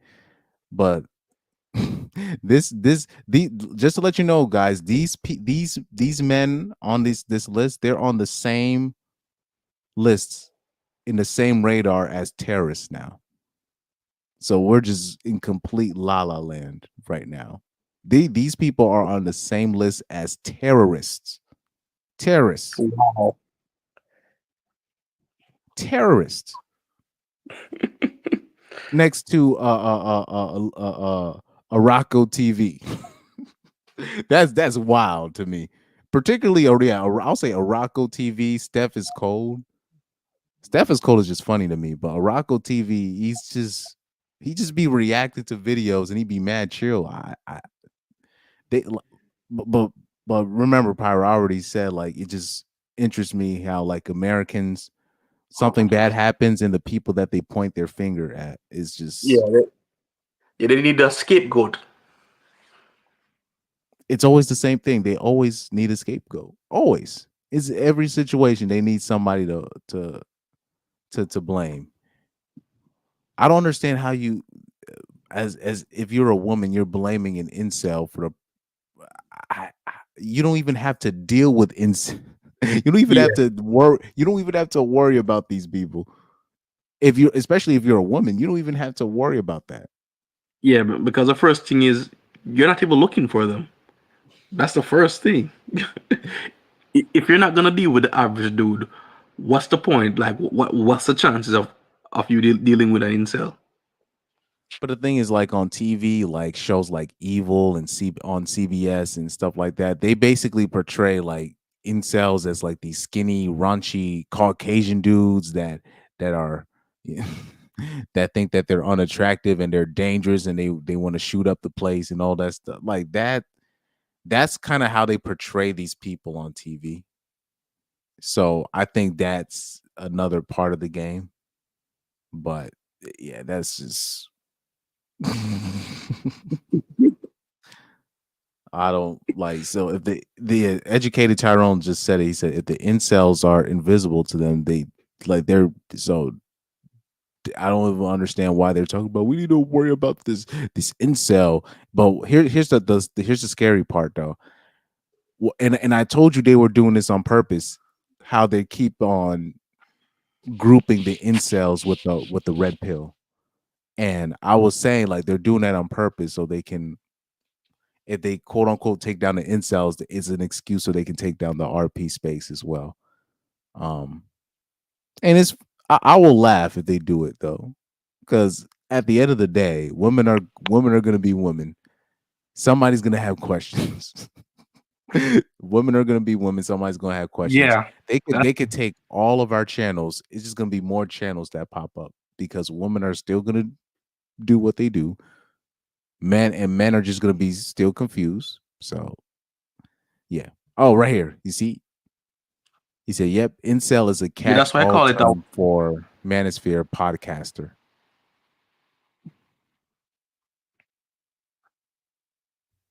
Oh. You said, "Oh, So they're trying to say is these are the type of guys that I can't trick. So I'm gonna label them something else, even though they're not it. and the irony is women will say, stop objectifying me, but if you're calling somebody an incel, you're objectifying yourself as a woman. You only deem the man low value because he can't have sex, yet you get mad when men only want sex from you. Make that make sense." So, yeah. Let me see if I can find. There was a video that I saw. Nah, I'll save it. I'll save that for the show. Oh, do you guys want to see some cringy female comedy? Real Oh quick my before god! we sign off. No! Don't give me no nightmares.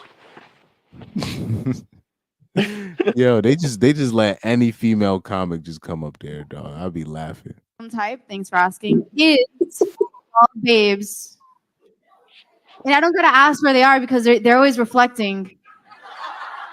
Bobby, I noticed you when I came in. There was a big glare, and I was like, "What is that?" And your Bobby friend behind you. We got 2 for 1 at this table. 3. Where's the third one? He's at. Oh, no, you don't know what's under his hat. What's under your hat, bro? He's got hair. He's getting there though. Give him a few years. My other victim type. Thanks. How? So why does she sound like a city girl? Like the ones that work at night. And why haven't she dropped any punchlines? Like I'm not really hearing any. I heard no jokes, dog. Wow. I that had wow. I heard Chris. 0 jokes. She needs a writer, dog. Like Yes. she needs a writer. Yeah. Like ASAP. Matter She of needs to fact, pay somebody. Yeah, for that I'm gonna put you in the hospital for for making me listen to that. I got more clips of this though. I got so many clips of just just women being. And the thing, no, this is the problem. I'll say this to be fair. I know women that are funny in my life. I've come across funny women. They're not. The problem is women that are actually genuinely funny. They don't get picked to do comedy, and if they are, they get their jokes stolen from them by women like this. Yeah. So it's a catch-22. I'm talking about if it'll be like an actual funny female doing like her first stand-up gigs, whatever, and she's just trying to put herself out there. What these comedians do is they go in disguise. They go to these small clubs, these small comedy clubs, and they steal people's jokes. That's what they do. And because they go to these small spots because they don't think people gonna know who they are, and they literally write down these people's jokes, and then they perform it at That's some Amy whatever Schumer type. theater or improv that they're gonna do.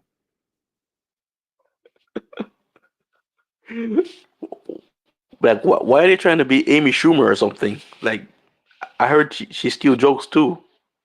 Yeah, Amy Schumer, like she was stealing Patrice's jokes. I'm like, man, you stealing dead people's jokes? That's wild. Man, that woman is a joke herself. So I remember somebody in the comment section, I can't find it, but this was not my quote. Somebody in the comment section said, I laughed harder passing a kidney stone. I was like, damn. So, I can't find that comment, but somebody has said that. I was like, wow. But yeah, some of these the comments are way funnier. Dude, I remember there was this girl in middle school that I knew. She used to roast everybody, including me. But she was fun, like she was legit funny. But that's probably the only funny like woman that I've met in my life. And there's other genuinely funny women, but they just don't. They're not gonna do comedy. I'll say this: one of the funniest things I've ever heard from a woman was I was on vacation with my family. This was when I was in high school. My dad was sitting at a lunch table at the mall, and this baby just kept coming up to him and hugging his leg, hugging his leg, trying to get my dad to hug her.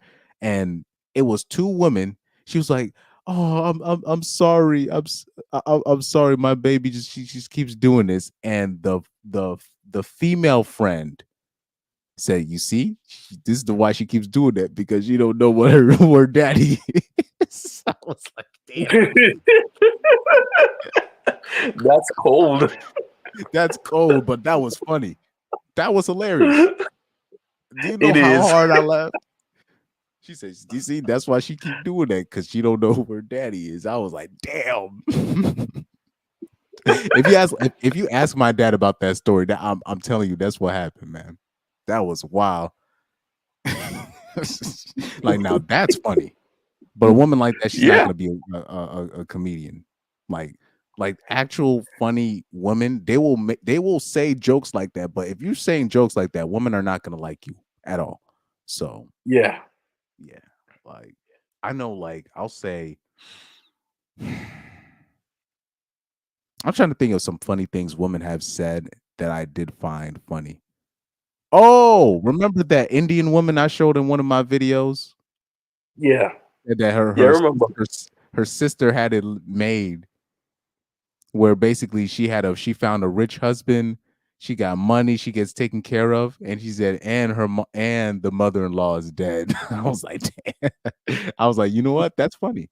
I'm not saying that's like gut dropping funny, but I'm like, you know what? That is funny. That's funny. That's something that you could actually use as, I'm like, first of all, a female comedian probably already stole that from her as we speak. As we speak, a female comedian probably wrote that specific joke down, and you're gonna hear it from one of the Amy Schumers, Whitney Cummings, one of these people, and you'll know where they got that from. And like I said, first of all, a woman like that can't even have a career in comedy, not in America.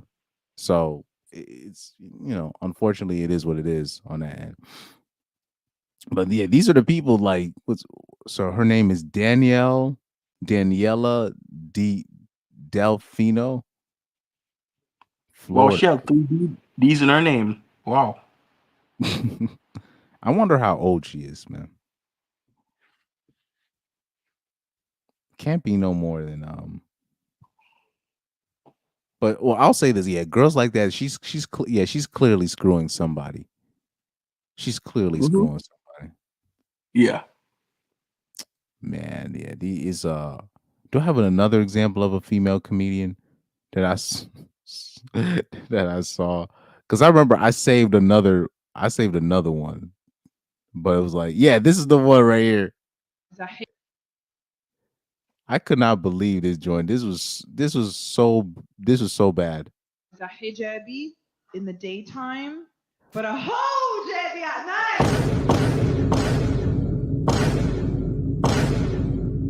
Is a hijabi in the daytime, but a hijabi at night.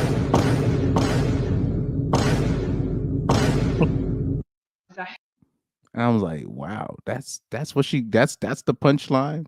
That's a punchline. That's not a good punchline. Yeah. Female comedians, everybody. Female comedians, man. And they said we're not funny. That's what they said. Yeah, I've seen women try to say that in the comments. Well, men aren't funny either. And you're just like, okay. Well, I'll say this because I remember it was like this is how I know people know who Corey Holcomb is, man. It'll be people in the conversation, yeah, I know Corey, he's not funny. And I'm like, what are you talking about? He's not funny. you're just like, oh, I'm like, it's those abortion jokes, isn't it? What do you, and then they act stupid. I'm like, yeah, it's the abortion jokes. Let's keep it a buck. It's the abortion jokes. Chris, Chris, I just love the way you have that whining and complaining, mumbling. That's how they sound like, because you'll catch them up. You'll be like, okay, so why do you hate this person? You're just like, okay, we know what it is. They'll start muttering, you know what I mean? They'll start mumbling, Yes. and you don't even really know what they're saying. They're not making sense. You're just like, oh, it's the abortion jokes. And I get it. You know, like Corey Holcomb's abortion jokes is, I'm talking about brutal. Like, if I say brutal, it's not even a harsher term. Like, there's not even a harsher term I could use. Like, I remember he did one. No. I remember he said one of the funniest things I ever said. He said when they go to a Planned Parenthood, he said these women should get a flower and bring the flower to the dumpster or some shit. I was like, what? He said y'all need to bring flowers to the dumpsters. I was like, oh hell no, that's crazy. And then I remember when he said like they have like a legit vacuum cleaner when the process is over. And I'm like, oh man. But like his abortion jokes are harsh, like super harsh. Yeah. So that is and you know, when it comes to a lot of women have had that done to them a lot more than you think. So it's a sensitive topic. It's a sensitive topic. But the thing is, Chris, like you doing the abortion is way more worse than actually telling the joke, doing the action itself. So I don't want to hear no crying, because these people literally take up themselves, and just because they can't do it, they can't manage it. It's too hard. They can't have this child right now.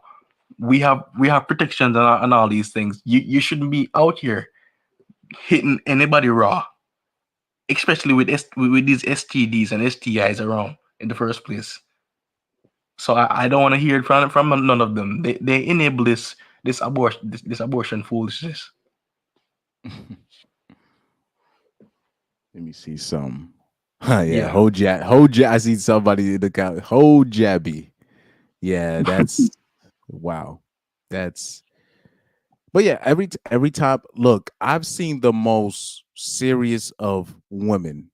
I'm talking about a serious woman go into a Holcomb show, and she she doesn't know who Holcomb is, and she's just shocked at his audacity, but not offended, just shocked at.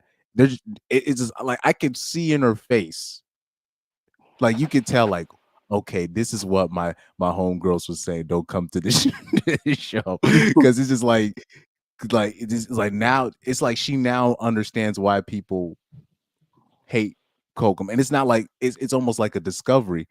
Now, what most normies don't understand is he just gained a fan long term because it's going to be a lot more things that Corey Holcomb says that she's going to observe in her real life, and she's like, well, Corey Holcomb did say. So that's usually that's what happened to me. So like, so that's what ends up happening, particularly with the comedians, because like when Corey Holcomb would joke about abortion, I thought it was funny, but I didn't think more of it. But he actually put me on to it's a lot more women that get that done to them than we think. A lot. And when you look at statistics behind it, when most of the reasons for abortions is elective. So it's women, most of the time women are just choosing to like not have it. So I'm like, that means Corey Holcomb is right. That means you can't even call it Mother's Day anymore. You can't. You just got to call it Happy She Kept It Day. Just off GP. Because especially how you'll have women like swear, I don't want no kids and and all this stuff. Then you see Nick Cannon and Cam Newton's the women going out of their way to become single mammies, but they don't like kids. Like that's wild to me. That's wild. Educated Tyrone says Holcomb may be vulgar to some, but he transcends that.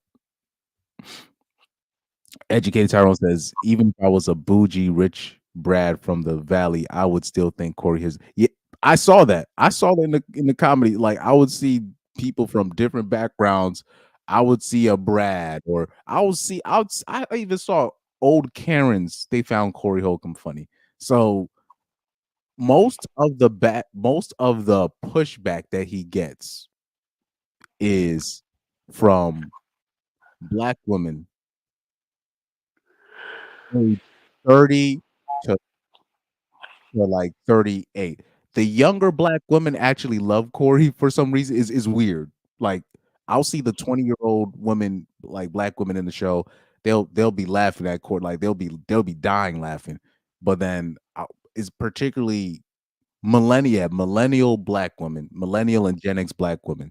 Either they love Corey or they hate him. There's no in between. There's no in between. I'm talking about millennial and Gen X Black women. It's either they love or they hate Corey. There's no in between.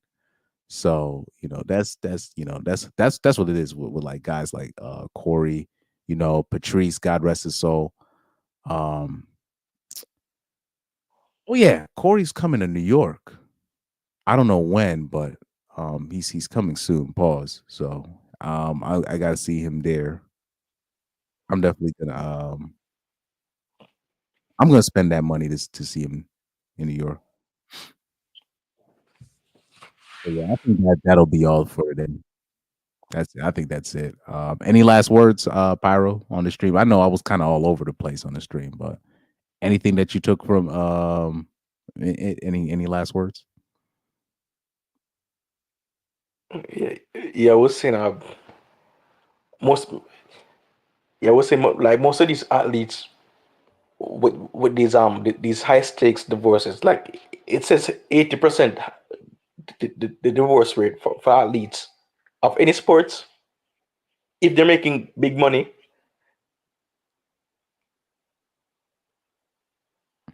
If you can hear what I'm saying, like if you're making a decent amount of money, But when it comes to those athletes, it's just particularly when it comes to the basketball players, they're the dumb ones. It's not really the football players, even though yes, they do stupid stuff too, but the dumb ones are really the basketball athletes. But the reason why is because a lot of them are tall. Believe it or not, a lot of football players aren't that tall. It's just the quarterbacks, the offensive linemen, you know what I'm saying, the defensive ends. those are in some safeties.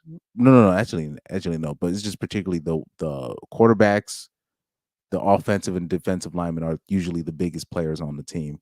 The wide receivers are usually like 5'10", 5'11". The DBs are sometimes shorter than that. So when it comes to the basketball players, since they're like all like tall, like super tall, they just think that women just like them for them. So they do a lot of reckless stuff. They really think they're Jesus Christ.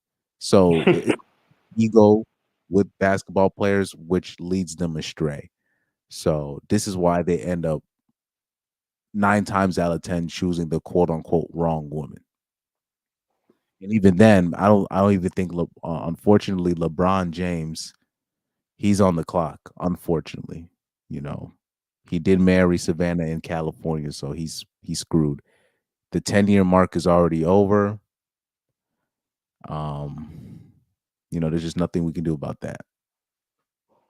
Oh man, well, that sucks. Yeah, I was about to say, yeah, there's a lot of educated Tyrone say, yeah, it's a lot of 5'9" to 6'1" dudes in the NFL. Yeah, the NFL dudes like they're big, pause, like in terms of they're stout, they're in shape, but like the wide receivers, right? But there's not a whole lot of like massively tall wide receivers. There's not a whole lot of that. A lot of them are 5'10", 5'11". Same with the DBs, same with the defensive backs. The biggest dudes on the team are usually the offensive linemen and the defensive linemen. And the tight ends as well. I forgot the tight ends be like 6'5". Like Shannon Sharp was considered a small tight end, and he was 6'2", 6'3". That's how so the tight ends are usually like 6'7", 6'8", 6'6". Yeah. Good catch. Good catch, educated Tyrone. But anyway, yeah, that'll be all. That'll be all for today. Oh, I remember my favorite college tight end was Colt Ayerla, but he was in prison and he actually escaped from prison. Yeah, that'll be all for today, man. Thank you everybody for tuning in. Educated Tyrone, man. Thank you for coming through. Everybody else, 1777 memorabilia, Larry. He said he was about to go in, but he said, nah, let me not do that. Long LVD King, shout out to you, Rocky. You already know. Anybody else that I'm missing? War Band members, shout out to you guys. Pyro, thank you for joining the panel. Yes, my brother. Doug at MPA earlier joined the panel earlier. So if you want to replay it, me and Doug, we had a nice conversation. We talk about the mammies, you know what I mean? So yeah, shout out to you guys. This was more than a sports show, obviously. Tonight was like almost a freestyle. But yeah. Expect some videos tomorrow. I'm